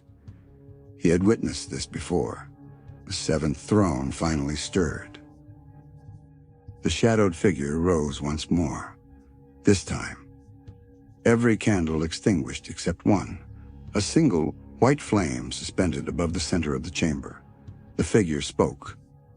Not loudly, not harshly, yet every word carried absolute authority. "State your claim," silence answered. Then, from beyond the chained doors came another voice. Not deep, not monstrous, perfectly ordinary, almost pleasant. It sounded like someone politely requesting entry to a private meeting. "We have come," a pause, "to reclaim our witness." The child beside the advocate began trembling. Petrus silently crossed himself. The bailiff lowered his head. Only the figure upon the seventh throne remained perfectly still. And somewhere inside me, a memory finally cracked open. Not enough to understand, only enough to hear my own voice, speaking words I had never consciously remembered saying. "If they ever come back for me, don't let me leave with them." The words echoed inside my mind, not through the chamber, through memory. I staggered backward. My knees struck the polished black floor. The voice had been mine. Older, calmer. A man who already understood something I was only beginning to fear. The chained doors remained closed, yet the presence beyond them grew heavier. Not physically, mentally. Every person in the court seemed to feel it. The record keepers lowered their books. The bailiff clasped his hands behind his back more tightly than before. Even the silent figures lining the hall no longer looked toward the seventh throne. They stared at the chains, waiting. The pleasant voice spoke again. "We request only what was promised." The seventh throne answered immediately. "No promise exists within the record." A soft chuckle came from beyond the doors. "The record remembers only what it was allowed to witness." Silence followed. The sentence unsettled everyone, including the bailiff. I looked toward the advocate. "What are they talking about?" He didn't answer at once. Instead, he walked toward the enormous black book floating beside me. He rested one hand upon its cover. "The record is complete." He paused. "But completeness is not the same as perfection." I frowned. "It can be wrong?" "No, it can be incomplete." The child stepped closer. There was a room. His voice was barely audible. No books were allowed inside. The advocate closed his eyes. "Enough. But he has to know." "Not yet." The child looked at me with heartbreaking frustration. "They're using the missing memory."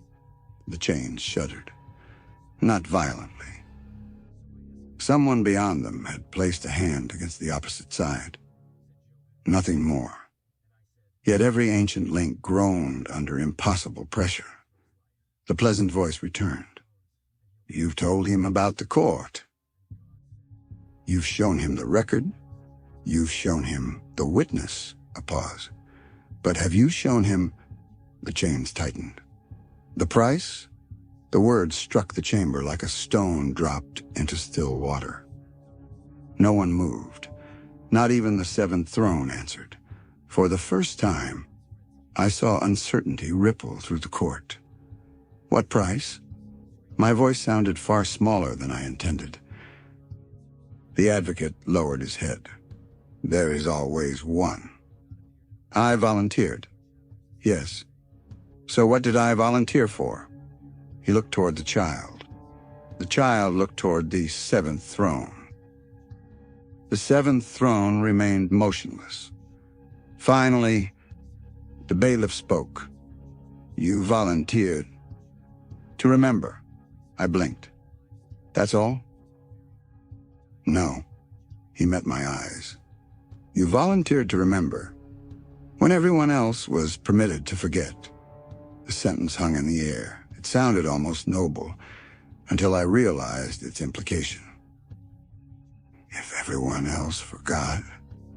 Forgot what? No answer came, only silence. Then, the bronze scales the advocate had placed on the floor suddenly shifted. The empty side rose. The other side fell. A single object appeared. A child's wooden horse, the same toy I had seen in the vision. Its paint was faded. One wheel was broken. The child stared at it without speaking. His hands trembled. "What is it?" the advocate answered quietly. "Evidence? Of what?" "Your first decision." The child slowly picked up the toy. He turned it over. On the underside, someone had carved a sentence with a small knife. The letters were clumsy, written by a child still learning. I leaned closer. It read, "Don't tell them my name."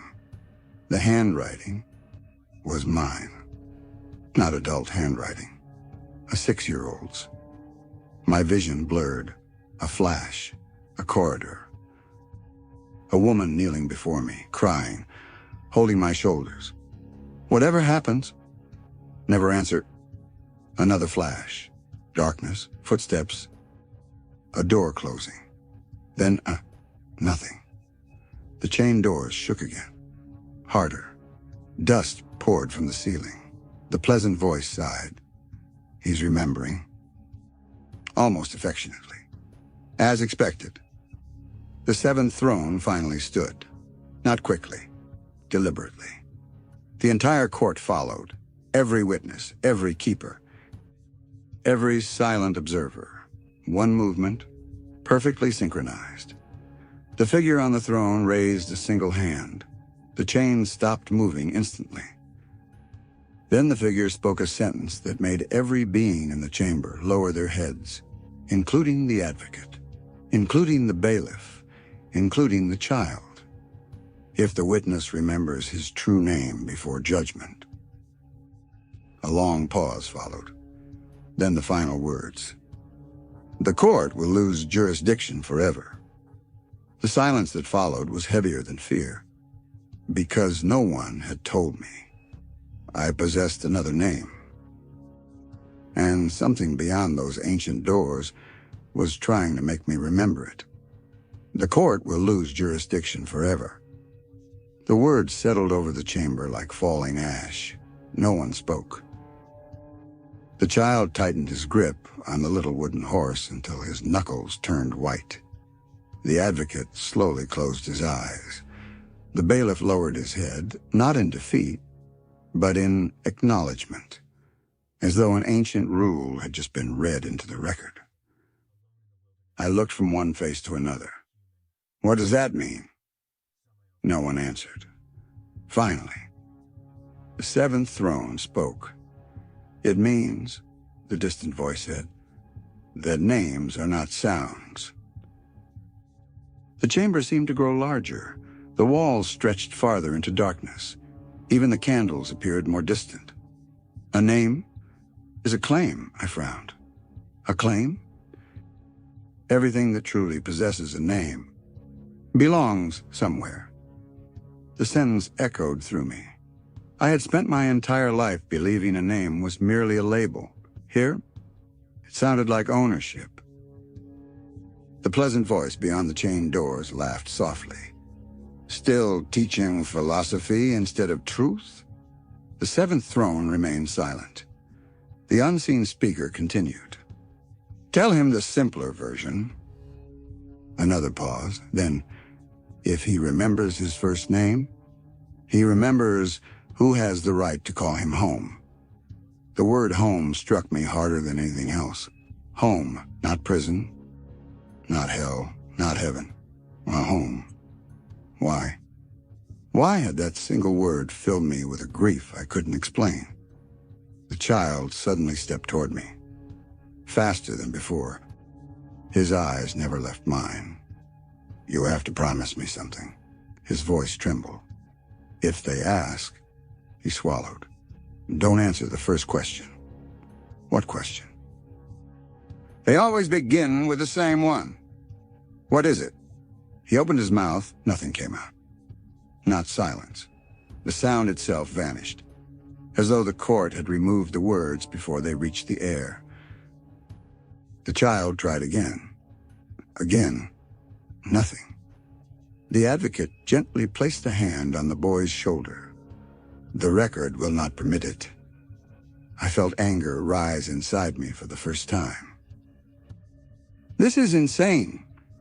You expect me to defend myself. But no one will tell me what I'm defending against. The bailiff surprised me. You are not defending yourself. Then who? His black eyes reflected only darkness now. The person you once asked us to protect. Every muscle in my body went still. I asked you, repeatedly. When? You no longer remember. The great black book floated upward once more. Its pages turned rapidly. Not one by one, hundreds at a time. The sound resembled a storm passing through a forest. Finally, it stopped. The page was blank. Then words slowly appeared. Not handwriting, my own voice. The words formed exactly as I heard them inside my head. Recording authorized. Witness statement cycle unknown. The page shimmered. The ink changed, and then I heard myself speaking. Not reading, speaking. Calm, exhausted. Older than I was now. If you're hearing this, then I failed again. The chamber became perfectly silent. Even the chained doors stopped moving. Every being in the court listened, including me. You won't believe any of this. I didn't either. You'll think the court captured you. A faint laugh, tired, almost affectionate. It didn't. Long silence. Then, it rescued you. My heart stopped. No, that couldn't be right. Everything I'd experienced. Every impossible thing. Every nightmare. How could this place be rescuing anyone? The recording continued. The first mistake you'll make is assuming there's only one enemy. The advocate looked down. The bailiff remained perfectly motionless. The seventh throne did not interrupt. Listen carefully. The court doesn't exist to judge humanity. Another pause. It exists to decide who is allowed to remember what waits outside creation. A pressure filled the chamber. Not fear, recognition. The recording continued. I volunteered because someone had to remember. If no one remembers, the door opens. Another pause. Then, a sentence that made every candle in the chamber flicker. And if you're hearing this, then the door has begun opening again. The recording ended. The page became blank. No one moved. Not even the voice beyond the chained door spoke. For the first time since entering the court, absolute silence belonged to everyone. Then, a single crack echoed from the ancient chains. One link snapped. Not loudly, quietly, like an old promise finally giving way. The pleasant voice beyond the doors whispered with unmistakable satisfaction. He remembers enough. A second chain broke, then a third. The seventh throne rose to its full height. The advocate stepped in front of the child. The bailiff drew a long breath and spoke only one command. Seal the witness. And the lights in the court went out all at once. Seal the witness. Darkness consumed everything, not ordinary darkness. This one had weight. It pressed against my skin, settled inside my lungs, and swallowed every sense except hearing. Then, I heard breathing. Mine. Another. Another. Dozens and hundreds. The entire court was still there. I simply couldn't see it. Something warm touched my forehead. Not a hand, a fingertip. The advocate's voice emerged from the darkness. Remain perfectly still. What are you doing? No one must recognize you. A strange warmth spread from my forehead through my entire body. Not painful, almost comforting. Like sunlight after months of winter. The warmth reached my eyes, then my ears, then my chest. For one brief instant, I forgot my own face. The warmth disappeared. The darkness remained, then light returned, slowly. One candle, then another, then hundreds. The court looked different. The pillars had changed. The ceiling seemed impossibly higher. Even the seventh throne appeared farther away. I looked down at my hands. They weren't transparent, they weren't transformed, they simply didn't feel like mine anymore. The advocate stepped back. It is done. What did you do? I removed the easiest way to find you. What does that mean? Before he could answer, a voice thundered through the chained doors. Impossible. Not angry, surprised. The pleasant tone was gone. For the first time, whoever waited beyond those doors sounded uncertain. We cannot see him, the bailiff quietly exhaled. It worked. I looked at them in confusion. What worked? The bailiff answered. They know your true name. They know your face. They know every memory you've ever lived. He paused. But they can no longer connect those things. I stared. How? The advocate smiled sadly. For a little while, you have become legally anonymous. The phrase sounded absurd, yet inside the court, it carried tremendous weight. The record keepers immediately began writing again. The bronze scales on the floor leveled themselves. Even the chains stopped trembling. The court itself seemed to acknowledge the advocate's action. The pleasant voice returned, calm once more. Clever, a pause, but temporary. The seventh throne answered immediately. Long enough? Perhaps. Another pause. Then let us proceed. The ancient chains began unlocking themselves, not breaking, unlocking, one after another.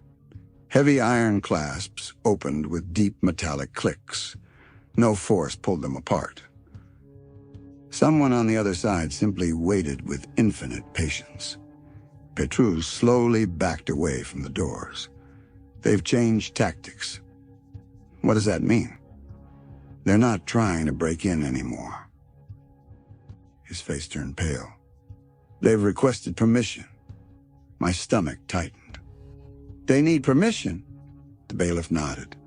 Everything does. Even them? Especially them. The seventh throne raised one hand. The unlocking stopped instantly. Only 3 locks remained. The shadowed figure spoke one sentence. State your legal standing. Silence. Then, the unseen visitor answered. Not with a threat. Not with a lie. With confidence.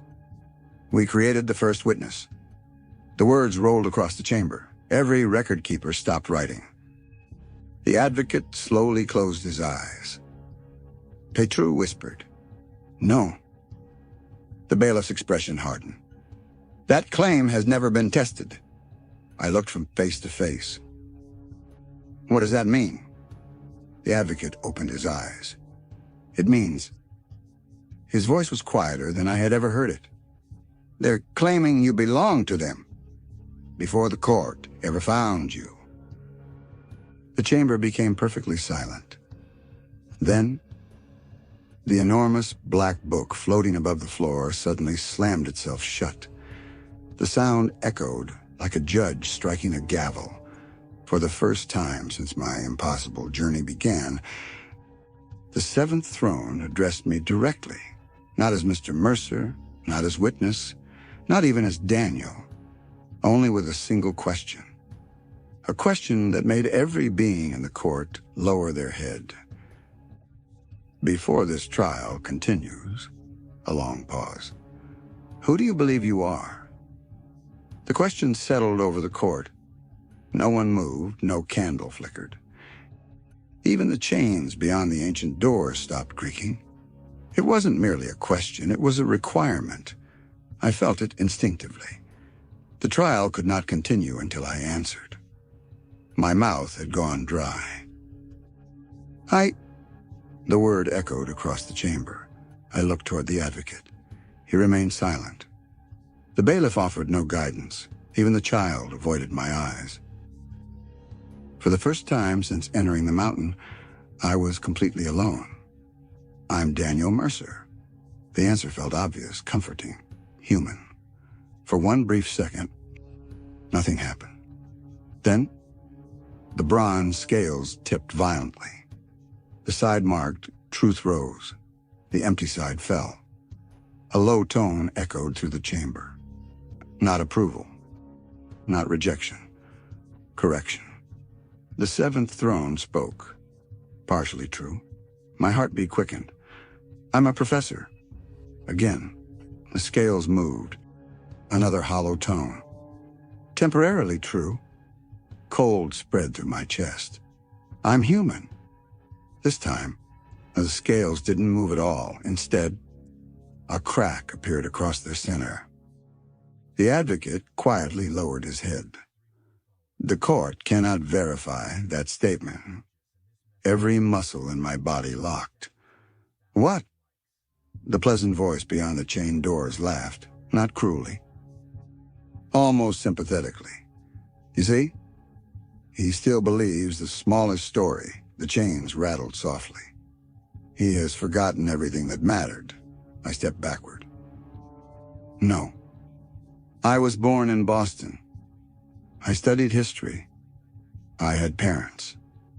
I had a life. Every sentence sounded weaker than the one before, not because they were false, because they were incomplete. The seventh throne answered gently. All correct. A pause. None sufficient. The great black book opened by itself. Thousands of pages turned, then stopped. A new heading slowly formed in silver ink. Identity of the witness beneath it. Only one line appeared. Status undetermined. The record? Didn't know who I was. The child finally looked at me. His eyes filled with tears. You always answer like that. What do you mean? You always describe. What happened to you? He placed his small hand against his own chest. But never. Who stayed? Something inside me shifted. Not a memory, a realization. Every answer I had given described roles. Professor, son, historian, human. None of them answered the actual question. Who was I? The seventh throne waited patiently.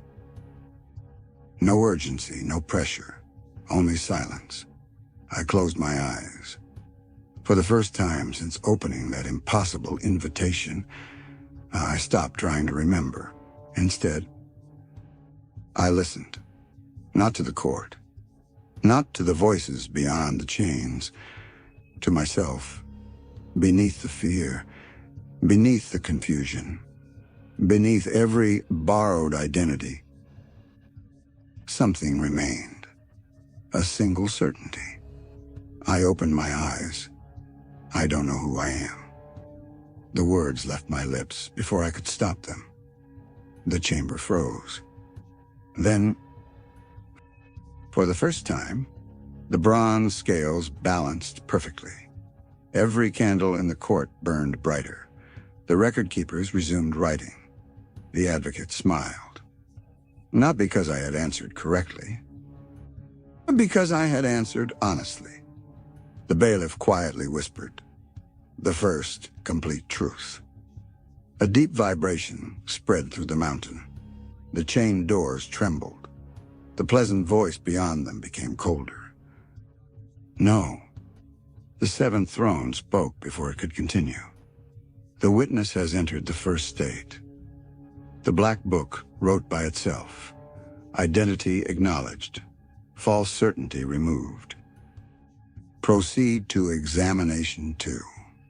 Without warning, the polished black floor beneath my feet became transparent. I looked down. Beneath the court, there wasn't stone. There wasn't earth. There wasn't fire. There was an ocean. Endless. Perfectly still. Floating beneath its surface were millions of faces. Every age, every race, every century. None was screaming. None were drowning. They all slept peacefully, as if waiting to be remembered. Then one face slowly opened its eyes. It looked exactly like mine. Not the child. Not the man I was today. Older. Much older. His lips moved beneath the impossible water. No sound escaped. Yet I understood every word. Don't let them ask the second question. At that exact moment, the seventh throne slowly stood once again. The advocate's smile disappeared. The bailiff took one involuntary step backward. Even the child closed his eyes, because everyone in the court knew. The second examination had just begun. No bell announced it. No voice declared it. The court simply changed. The candles along the pillars extinguished one after another until only the white flame above the seventh throne remained. Its light reached every corner of the chamber, yet somehow it cast no shadows. The ancient voice spoke. Not loudly, not softly, as though volume itself no longer mattered. Second examination. Pause. Memory versus identity. The words echoed through the mountain. The ocean beneath the transparent floor became perfectly still. Even the millions of sleeping faces stopped drifting beneath its surface, and everything waited. For me.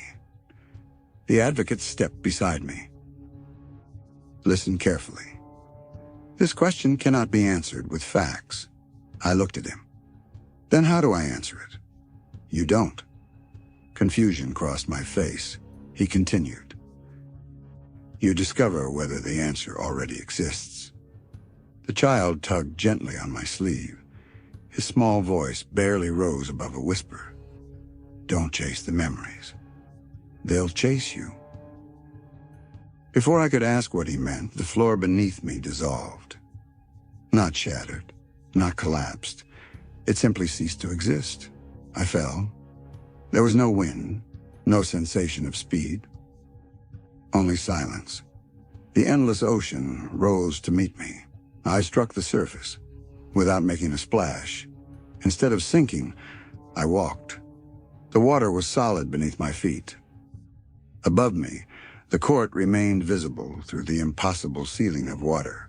The advocate, the bailiff, Petru, the seventh throne.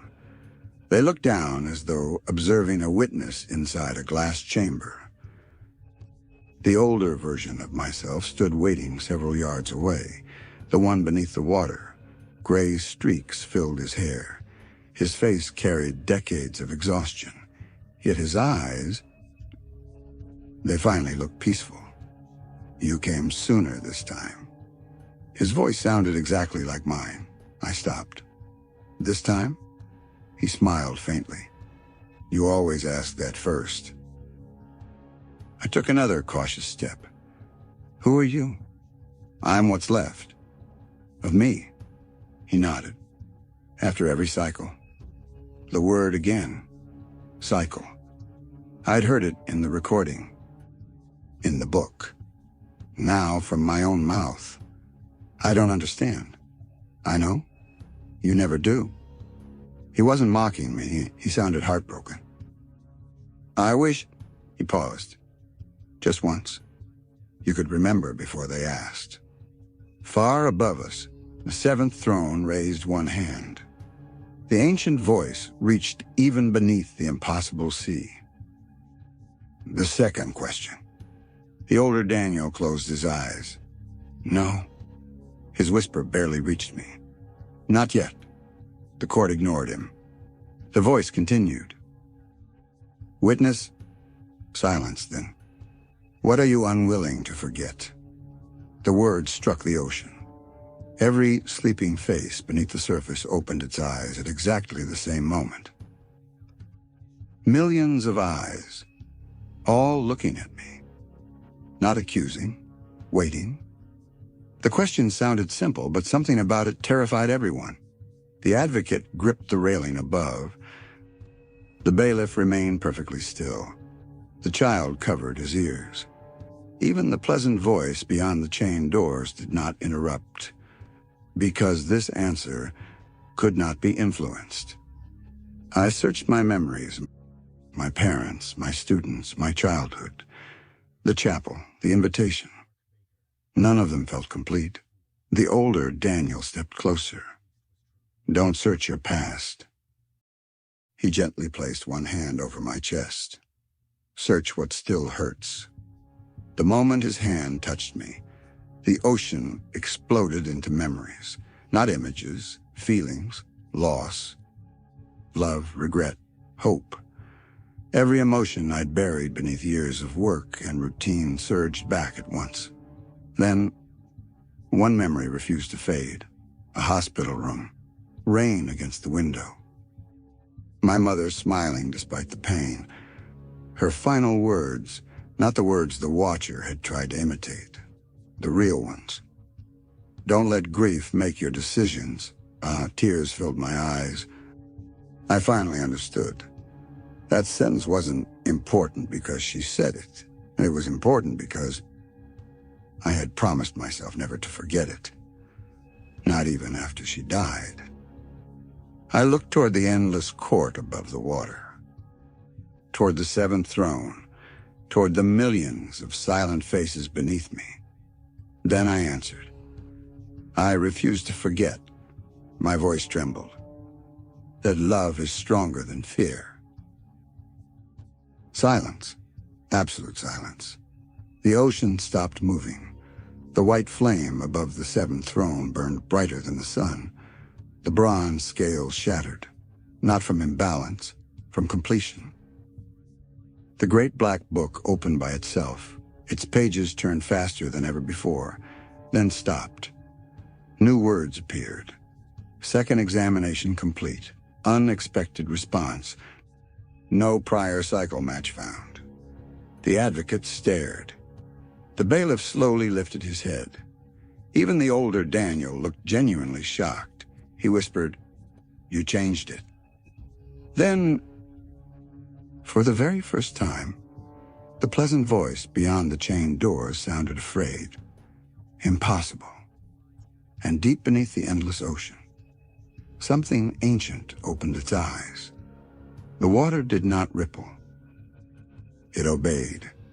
Every current stopped as though the ocean itself had forgotten how to move. The millions of sleeping faces beneath my feet slowly closed their eyes again. All except one. The oldest version of me. He looked downward.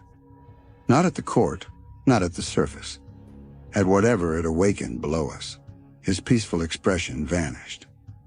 "No," he whispered. "It's awake." For the first time since meeting him, I heard genuine fear in his voice.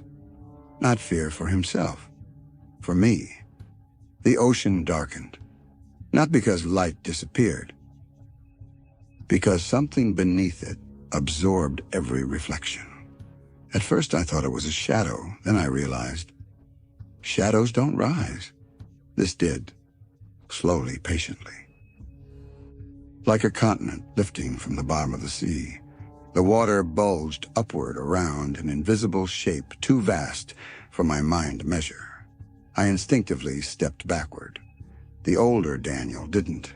He remained exactly where he stood, waiting, almost resigned. Above us, the court reacted immediately. The white flame above the seventh throne flared into brilliant silver. Every record keeper slammed their books shut. The bailiff drew a long breath. The third seal, his voice faltered, has weakened. The advocate looked toward the seventh throne. We're out of time. The ancient voice answered. There was never enough. The ocean split, not violently, gracefully. A perfectly straight line opened across the impossible sea. No waves, no foam, only silence. From within the darkness beneath, a staircase emerged. Not descending, ascending. Each step was carved from black stone, polished smoother than glass. There were 12 steps. The court's staircase had only 7. The older Daniel stared at them. You must never climb those. Why? They don't lead upward, I frowned. They're going up. They only appear to. His eyes never left the staircase. They lead outside. The word struck me strangely. Outside? Outside what? The mountain? The court? Reality? Before I could ask, a foot appeared on the first step. Human, bare, pale. Then another. Someone was climbing toward us. Not hurriedly. Each movement carried impossible patience. One step. Pause. Another. Pause. As though they had been making this climb for longer than history itself. The court remained completely silent. No commands, no objections, only observation. Whoever approached, even the seventh throne waited. A hand appeared next. Slender, withered, holding an old iron lantern. Its flame burned blue, not hot, cold. The light didn't illuminate the darkness, it erased it. As the lantern rose higher, I saw the traveler's robe, plain gray cloth, nothing ceremonial, nothing royal, no symbols, no crown, no weapons. Just an ordinary walking staff. Finally, the stranger reached the final step. He stood upon the surface of the impossible ocean. His face remained hidden beneath a deep hood. Only one feature was visible, a circular scar at the base of his neck. Exactly like mine, exactly like the child's, exactly like the older Daniel's. He slowly lifted the lantern. The blue light fell across his face. I stopped breathing. It wasn't another version of me. It wasn't human at all. Its features shifted continuously. Every few seconds, it became someone else. A young woman, an old man, a soldier, a child, a mother, a prisoner, a king. Thousands of faces. All sharing the same scar, the same exhausted eyes. The stranger looked directly at me. Then, for the first time, he smiled. Not with happiness, with relief. You finally answered differently. The older Daniel stared in disbelief. No. He took one slow step forward. That's impossible. The hooded traveler nodded gently. It was. He looked back at me. But he remembered love. Before he remembered fear. The entire court fell silent. Even the seventh throne did not speak. The traveler raised his lantern toward the chamber above. Then said a sentence that made every candle in the court extinguish at once. This is no longer the same trial. The great black book burst open. Its pages turned wildly without wind. Ink bled across every page simultaneously. Words erased themselves, dates disappeared, entire chapters dissolved into blank parchment. The bailiff whispered in disbelief, "The record." The advocate finished the sentence. "Is rewriting itself." Then the seventh throne stood. For the first time, its shadow disappeared, and the figures seated upon it stepped into the white light. I finally saw its face, and it was someone I recognized. not from this life, but from the very first memory I had ever forgotten. I finally saw its face, and I knew it. Not because I had met the figure, not because I remembered a conversation, because every forgotten dream I'd ever had ended with those eyes. Gray, calm, ancient beyond imagination. Neither male nor female. The face refused to settle into either. Each time I focused on it, it subtly changed, not into another person, into another possibility. Like looking at every version of someone who had ever existed. The traveler beside me lowered his blue lantern. He didn't bow. Neither did the older Daniel. Only the advocate and the bailiff lowered their heads. The seventh throne regarded them without speaking. Finally, it looked directly at me. The chamber disappeared. Not physically. Everything simply became irrelevant.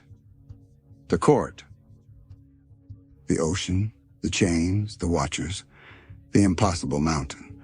For one heartbeat, only the two of us existed. You've been afraid of the wrong question.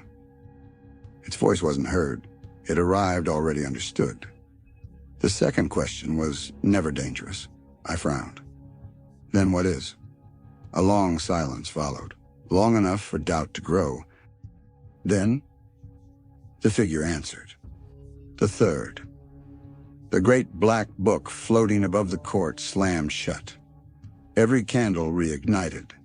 The bronze scales reformed from shattered fragments. Even the pages that had erased themselves moments ago began rewriting line by line. The record was correcting its own history.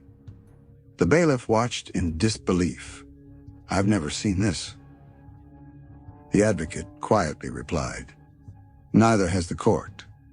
The hooded traveler smiled faintly.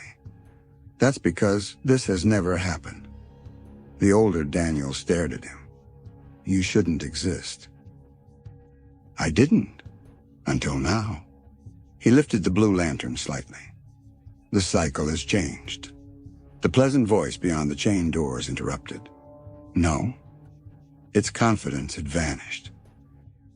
Memory alone cannot break the pattern. The traveler answered without turning around. It didn't. The lantern's blue flame shifted, becoming white. Choice did. The mountain trembled. Not from violence, from resistance. The court itself seemed to struggle against something unseen. Ancient pillars groaned. The floating candles drifted from their places.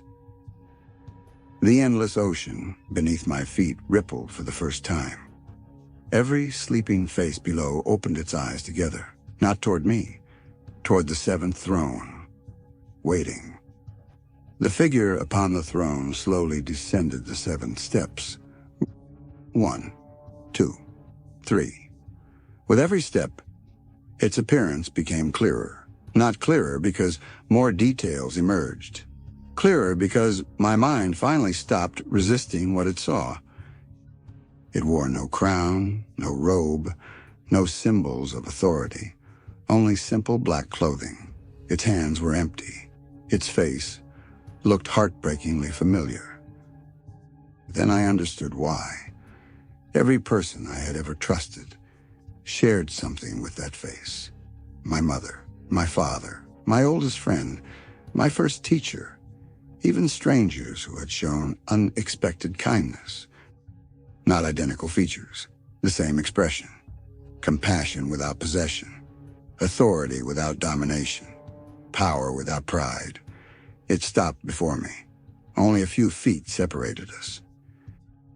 You've spent your life studying history. I nodded slowly. Tell me. It tilted its head. What survives longer? The empire? Or the story? The story. The answer came instinctively. Why? Because empires end. And stories? They continue. As long as someone remembers them. A gentle smile crossed its face. The court agrees. It extended one empty hand toward me, not inviting, not commanding, offering. In its palm rested something impossibly ordinary, a small brass key. Worn smooth with age, no larger than the key to an old diary. I looked at it in confusion. What does it open? The figure answered quietly. It never opens. I blinked. What? It locks. Behind us, the chain doors shook so violently that cracks spread across the black stone walls. The pleasant voice no longer sounded pleasant. It sounded desperate. "Don't give it to him!" The traveler raised his lantern. The advocate stepped in front of the child. The bailiff moved between me and the doors. Everyone in the court was waiting for my decision. The figure upon the seventh throne spoke one final time. There has always been one misunderstanding. It closed my fingers gently around the brass key. You were never chosen. A pause. To unlock anything. The key grew warm in my hand. So what am I supposed to do? Its answer was almost a whisper. Make sure it never opens again.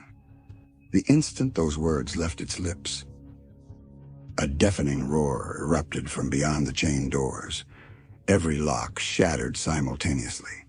The ancient doors began to swing inward, and from the darkness beyond, a single child-sized hand reached through the opening. Its skin was covered with countless names. Every one of them had been scratched out. A single child-sized hand reached through the opening. Its skin wasn't burned. It wasn't decayed. It wasn't monstrous. It looked almost ordinary, except every inch of it was covered with names, thousands of them. Some carved deeply, others barely visible. Every single name had been violently scratched out, as though someone had spent an eternity trying to erase every identity they had ever possessed. The hand slowly curled around the broken edge of the doorway. Then it knocked. Once. Softly. No one in the court moved. The sound of that gentle knock carried more weight than the roar that had shattered the locks. The bailiff quietly whispered, "It still asks permission." The advocate nodded. "It always has." The child beside him began crying silently. Not from fear, recognition. "I remember," he whispered. "I remember this part." The older Daniel immediately turned toward him. "No," his voice broke. "Don't." The child ignored him. His eyes never left the tiny hand gripping the broken doorway. "It asked me the same thing before everything disappeared." My fingers tightened around the brass key. It had become warm, not hot, alive, almost as though it possessed its own heartbeat. The figure from the seventh throne looked at me. "Do you understand now?" "No." "I know. You aren't meant to." The pleasant voice had vanished. What came next sounded different. Smaller, almost lonely. A child's voice echoed from beyond the darkness. "May I come in?" The question drifted gently across the chamber. No threat, no anger, no command. Just a simple request. Every being inside the court remained perfectly silent. No one answered. I looked toward the advocate. Why doesn't anyone say anything? His golden eyes never left the doorway. Because the first answer creates jurisdiction. The word struck me immediately. Jurisdiction, permission, names, identity. Everything inside the court revolved around consent. Nothing entered by force. Everything entered because someone allowed it. The child's voice came again, a little quieter. "I don't remember my name." The older Daniel closed his eyes. The traveler lowered his lantern. Even the seventh throne seemed to grow heavier. I frowned. "What does that mean?" The bailiff answered. "It means it's telling the truth." Something about those words chilled me. Not because the child was lying, because it wasn't. The thing beyond the doorway really didn't know its own name. The tiny hand slowly opened. Resting in its palm was another brass key, identical to the one in my hand. Same scratches. Same worn metal. Same impossible warmth. 2 keys, exactly alike. The traveler stared at it. That should be impossible. The seventh throne answered quietly. It was. The court suddenly shook. Not from the doorway, from beneath us. The endless ocean under the transparent floor began glowing with pale white light. The millions of sleeping faces slowly opened their eyes. One by one, they began standing beneath the water. Not swimming, standing, looking upward, toward me, toward the key, toward the open doorway. The great black book burst open once more. This time, no words appeared. Instead, every page became a mirror. Thousands of mirrors. Each reflected a different version of me. A soldier, a monk, a physician, a prisoner, a judge, a child, an old man. Some smiling, some weeping, some dying, some being born. Different centuries, different worlds. Yet every reflection held one identical object. The brass key. The seventh throne looked toward the record. For the first time, its voice carried unmistakable surprise. The witness was never singular. Silence. The advocate slowly whispered, "There wasn't one witness." The bailiff finished the thought. There were always 2. My blood ran cold. I looked at the key in my hand, then at the identical key held by the unseen child beyond the doorway. The child spoke again, very softly, almost hopefully. "I think you have my key." At that exact moment, my own key began turning by itself. There was no lock, nothing to unlock. Yet I heard the unmistakable sound of ancient tumblers clicking somewhere deep inside the mountain.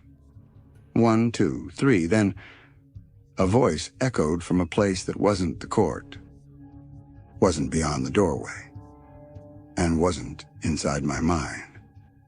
It came from somewhere older than all 3. It spoke only 4 words. "The lock remembers both." The mountain split with a sound like the world itself tearing in half. Not from the summit, not from its foundation, from somewhere inside reality itself. The black stone beneath my feet fractured in a perfect line that stretched across the impossible ocean, through the court, beyond the chained doors, and disappeared into a darkness no candle had ever touched. No explosion followed. Only silence. The kind of silence that exists after something irreversible has happened. The brass key in my hand stopped turning. So did the identical key beyond the doorway. For one impossible heartbeat, both keys glowed with the same pale white light. Then every candle in the court went out. Even the eternal white flame above the seventh throne vanished. Darkness claimed everything, except the crack. It shone like a wound carved into existence itself. The seventh throne spoke first. Its calm voice carried something I had never heard before. Alarm. The divide has opened. The bailiff immediately stepped in front of me. The advocate moved toward the child. The traveler lifted the blue lantern high above his head. Its flame turned completely white. The pleasant childlike voice beyond the doorway whispered, I didn't mean to." For the first time, I believed it. Whatever waited beyond those doors hadn't planned this. It sounded genuinely frightened. The crack widened, not by inches, by memories. Every time it expanded, I forgot something. The color of my childhood bedroom. Gone. The smell of my university library. Gone. The face of my first teacher. Gone. The memories weren't erased. They were being pulled toward the glowing fracture. Around me, everyone reacted differently. Petru suddenly forgot how to speak English. The bailiff looked down at his own hands as though struggling to remember why he wore gloves. Even the record keepers stopped writing. Their books had become blank. The advocate looked at me sharply. "Do not let go of the key." "What is happening?" "The divide doesn't separate places." His voice grew urgent. "It separates memory from identity." The words barely reached me, because something impossible emerged from the crack. Not a creature, not a shadow, a city. An entire city slowly rose through the wound in reality. Its towers weren't built upward. They curved inward, folding into impossible geometry that made my eyes ache. Bridges connected buildings that floated without support. Rivers flowed through the sky instead of the ground. Countless lights burned in window, yet there was not a single visible inhabitant. It looked abandoned and waiting. The traveler whispered, "It found us." The older Daniel slowly shook his head. "No." His voice carried a terrible certainty. "We found it." The city continued rising until its highest towers stood above the court itself. Ancient bells rang somewhere inside its empty streets. Not welcoming, not warning, remembering. Every sound echoed with unbearable familiarity. I had heard those bells before, not here, in dreams. Dreams I'd dismissed for years as meaningless. Then, a door opened in one of the highest towers. A lone figure stepped onto a balcony, too far away to identify. Yet every being in the court immediately looked toward it. The seventh throne bowed. The advocate bowed. The bailiff bowed. Even the unseen presence beyond the broken doors fell silent. No one spoke. No one moved. The figure simply stood there, watching. The brass key in my hand suddenly became ice cold. Letters slowly appeared across its surface.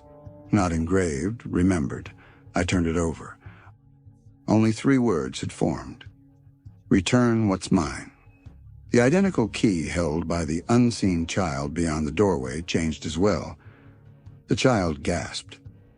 "It says," his voice trembled, "Come home." 2 keys.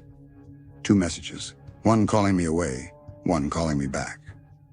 The great black book opened one final time. Only a single sentence appeared across every page simultaneously. "The third examination is no longer possible." The ink dissolved.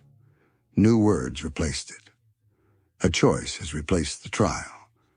The seventh throne slowly turned toward me. There was no judgment in its eyes, only sadness. "You may now choose." It looked toward the impossible city. "Which story survives?"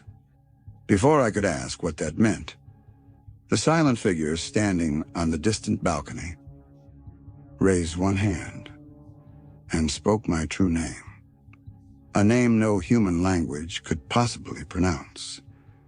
Yet somehow, I understood every syllable. The figure spoke my true name. No sound reached my ears, no syllables echoed through the impossible city, yet every part of me heard it, not as language, as recognition. The moment the name existed inside my mind, the world stopped. The city froze. The court froze. The endless ocean beneath the transparent floor became perfectly motionless. Even the glowing crack that divided reality ceased expanding. Time itself seemed unwilling to continue until I responded.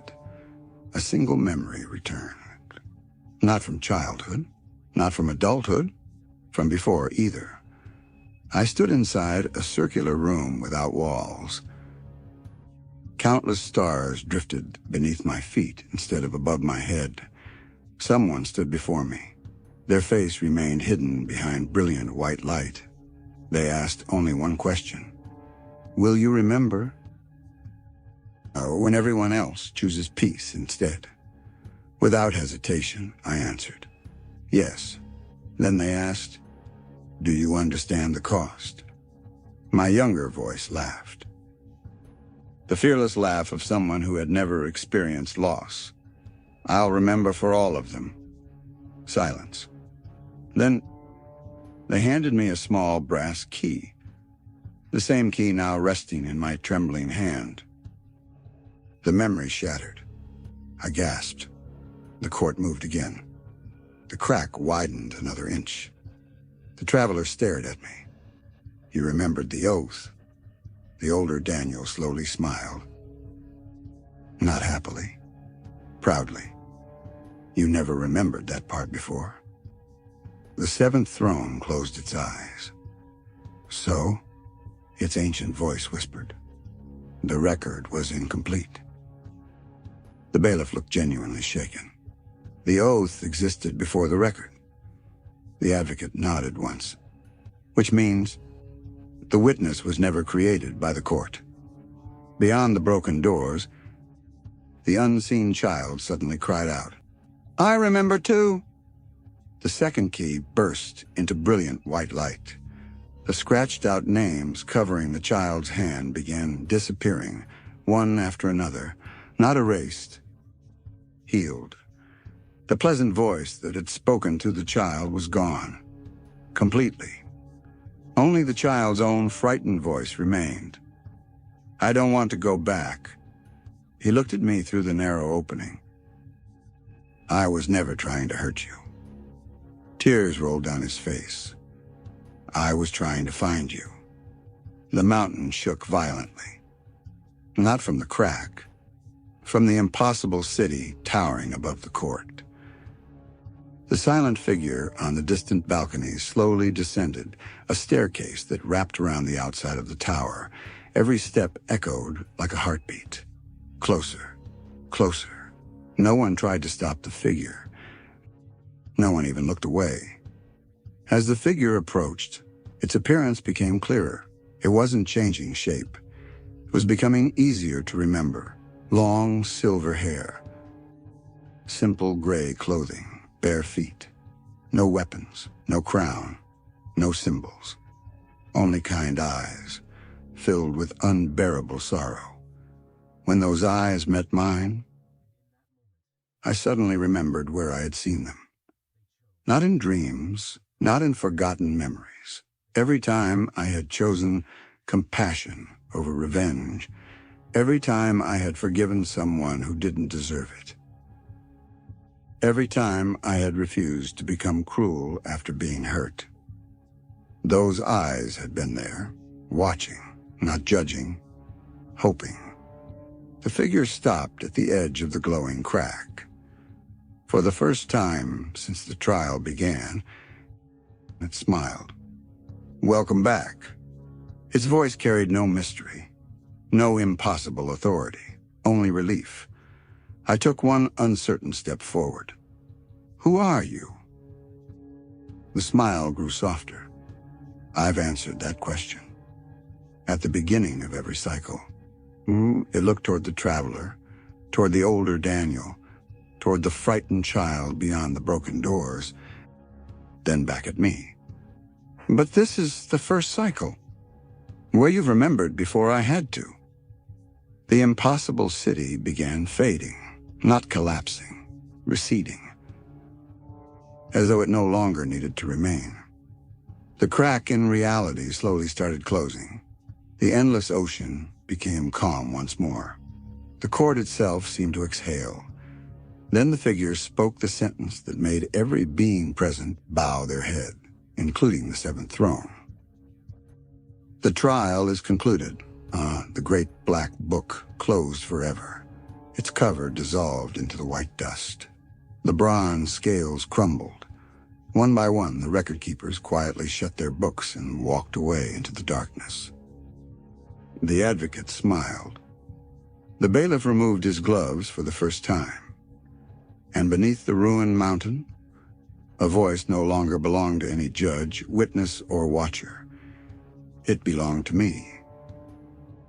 For the first time, I finally understood why I had been invited. Not to prove whether I was guilty, not to discover who I had once been, but to decide whether memory would forever serve fear or finally become an act of love. The trial is concluded. Those 4 words should have ended everything. Instead, they ended only the court. The mountain remained. The impossible city still lingered like a fading reflection beyond the closing divide. And the brass key in my hand had not disappeared. The silence felt different now, and not judicial, expectant, like an audience waiting after the curtain had fallen. The 7th throne stood empty. The shadow that had occupied it for what felt like eternity was gone. The advocate approached me slowly. "You've noticed?" I looked at the key. It didn't vanish. "No. I thought the trial was over." "It is." "Then why do I still have this?" The advocate smiled sadly. "Because the trial was never the responsibility. It was only the preparation." Those words settled heavily in my chest. Preparation. For what? Before I could ask, the traveler gently placed his white lantern on the polished floor, its flame extinguished on its own. "The path is yours now." He stepped backward. With every step, he became younger. The silver streaks disappeared from his hair. The wrinkles faded. His shoulders straightened. By the time he reached the edge of the court, he looked exactly like me. Then he smiled and dissolved into countless tiny lights that drifted upward like fireflies. No body remained, only silence. The older Daniel watched without surprise. "He finally gets to rest.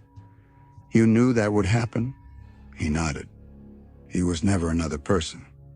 He was," a long pause, "a future that no longer has to exist." The words echoed inside me.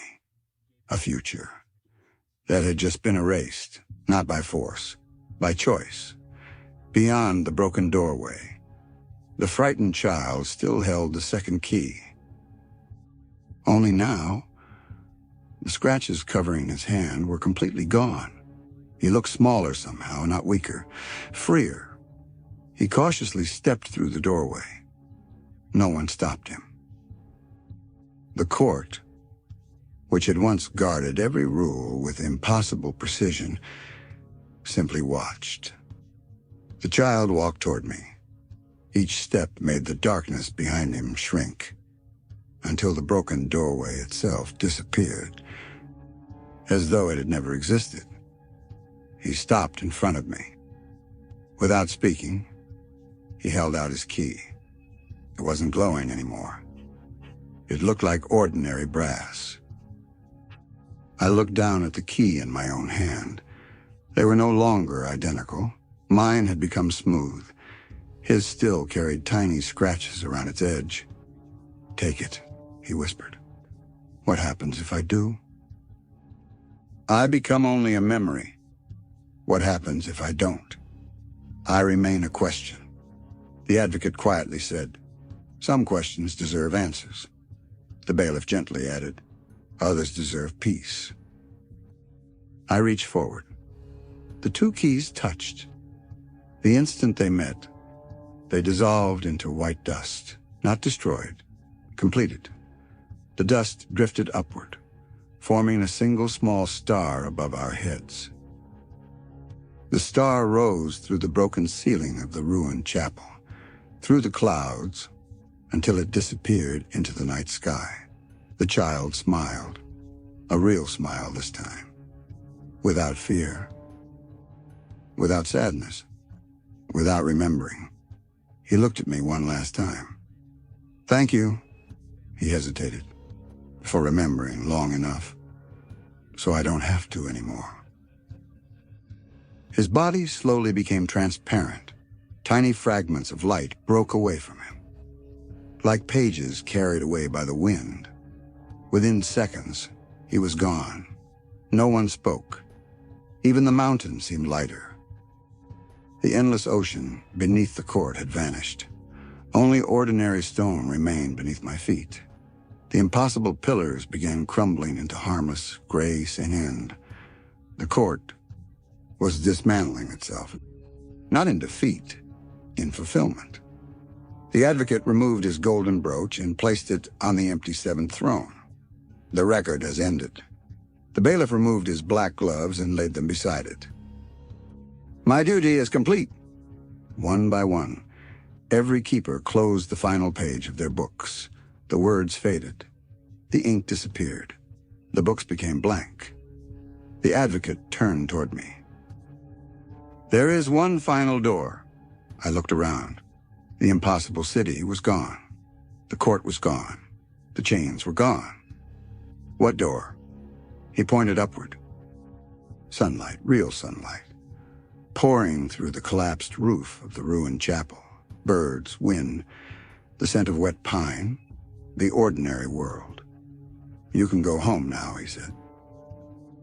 I looked at the ruined altar where the invitation had first appeared. It was empty. No black envelope, no golden seal, only cracked stone covered with moss. I smiled faintly. "It almost feels like none of this happened." The advocate smiled back. "It didn't," he paused. "For everyone else." As I climbed the worn stone steps toward daylight, I heard the bailiff call my name. I turned. The court was already fading into mist. Only he remained visible. He raised one hand in farewell, then said the final words I would ever hear beneath the mountain. History records what people do. A quiet smile crossed his face. Memory records who they become. Then he was gone. I stepped out into the morning light. The mountain stood silent behind me. No hidden doors, no impossible chapel, only an abandoned hill surrounded by pine trees. If someone had walked past that place an hour later, they would have found nothing unusual and nothing at all, except high above the forest, a single new star shone brightly in the blue morning sky. And somehow, I knew exactly whose story it would keep alive. Epilogue. 1 year later, 1 year passed. Exactly. I never returned to the mountain. I never found the ruined chapel again. Twice I hired local guides. 3 times I searched old satellite photographs. The place simply didn't exist anymore. According to every map, the mountain had never contained a chapel at all. Life continued. At least, it looked like it did. I returned to the university. My students noticed something had changed. They couldn't explain what. Neither could I. I stopped teaching history as a collection of wars and empires. Instead, I taught it as a history of choices. How one act of mercy outlived 100 victories. How forgotten kindness quietly redirected civilizations. Strangely, attendance doubled. I no longer dreamed about footsteps outside my office. That nightmare vanished the morning after I left the mountain. In its place, I dreamed of stars, thousands of them. Every night, one new star appeared. Nothing frightening, nothing impossible, just peace. Sometimes, I would catch myself reaching into my pocket, expecting to feel the brass key. It was never there. Yet my hand always remembered its weight. On the anniversary of the invitation, I received another envelope. My heart nearly stopped. Same black paper, same golden seal, same impossible handwriting. It simply read, Daniel Mercer. No address, no postage, just my name. This time, I smiled before opening it. Inside, there wasn't an invitation, only a single folded page, no map, no symbols, no impossible language, just one handwritten sentence. The court thanks you for your service. Below it, a second line appeared as I watched. Not written, remembered. No replacement was required. The paper dissolved into white ash before I could touch it. The wind carried it away. Years passed. I grew older, my hair turned gray. Students became professors, children became parents. The world continued arguing over borders, power, and history. Most people never realized how fragile memory truly was. Perhaps that was a gift. One autumn evening, after finishing a lecture, a young woman waited outside my office. She couldn't have been older than 20. She looked nervous. Professor Mercer? Yeah? She hesitated. I've been having a strange dream. A cold sensation passed through me. What kind of dream? She looked embarrassed. I keep seeing an old courtroom beneath a mountain. Silence. Long enough for my heartbeat to become audible. She quickly laughed. I know how ridiculous that sounds. I studied her face. There was no scar, no brass key, no fear, only curiosity. I smiled gently. What happens in the dream? She frowned. I never make it inside. What stops you? I always wake up when someone says, she closed her eyes, trying to remember. Then quietly repeated the words, you are invited. For the first time in years, I looked toward the night sky. Another new star had appeared, brighter than the rest. I smiled. Not because the court had returned, because I finally understood. The invitation had never been about selecting victims. It was about finding people who still believed that truth mattered more than comfort, that memory mattered more than certainty, and that love was worth remembering, even when fear was easier. I looked back at the young woman. Tell me about the dream. She smiled with obvious relief. And together, we walked toward my office. The door closed quietly behind us. Some stories end, others simply find their next witness, the end.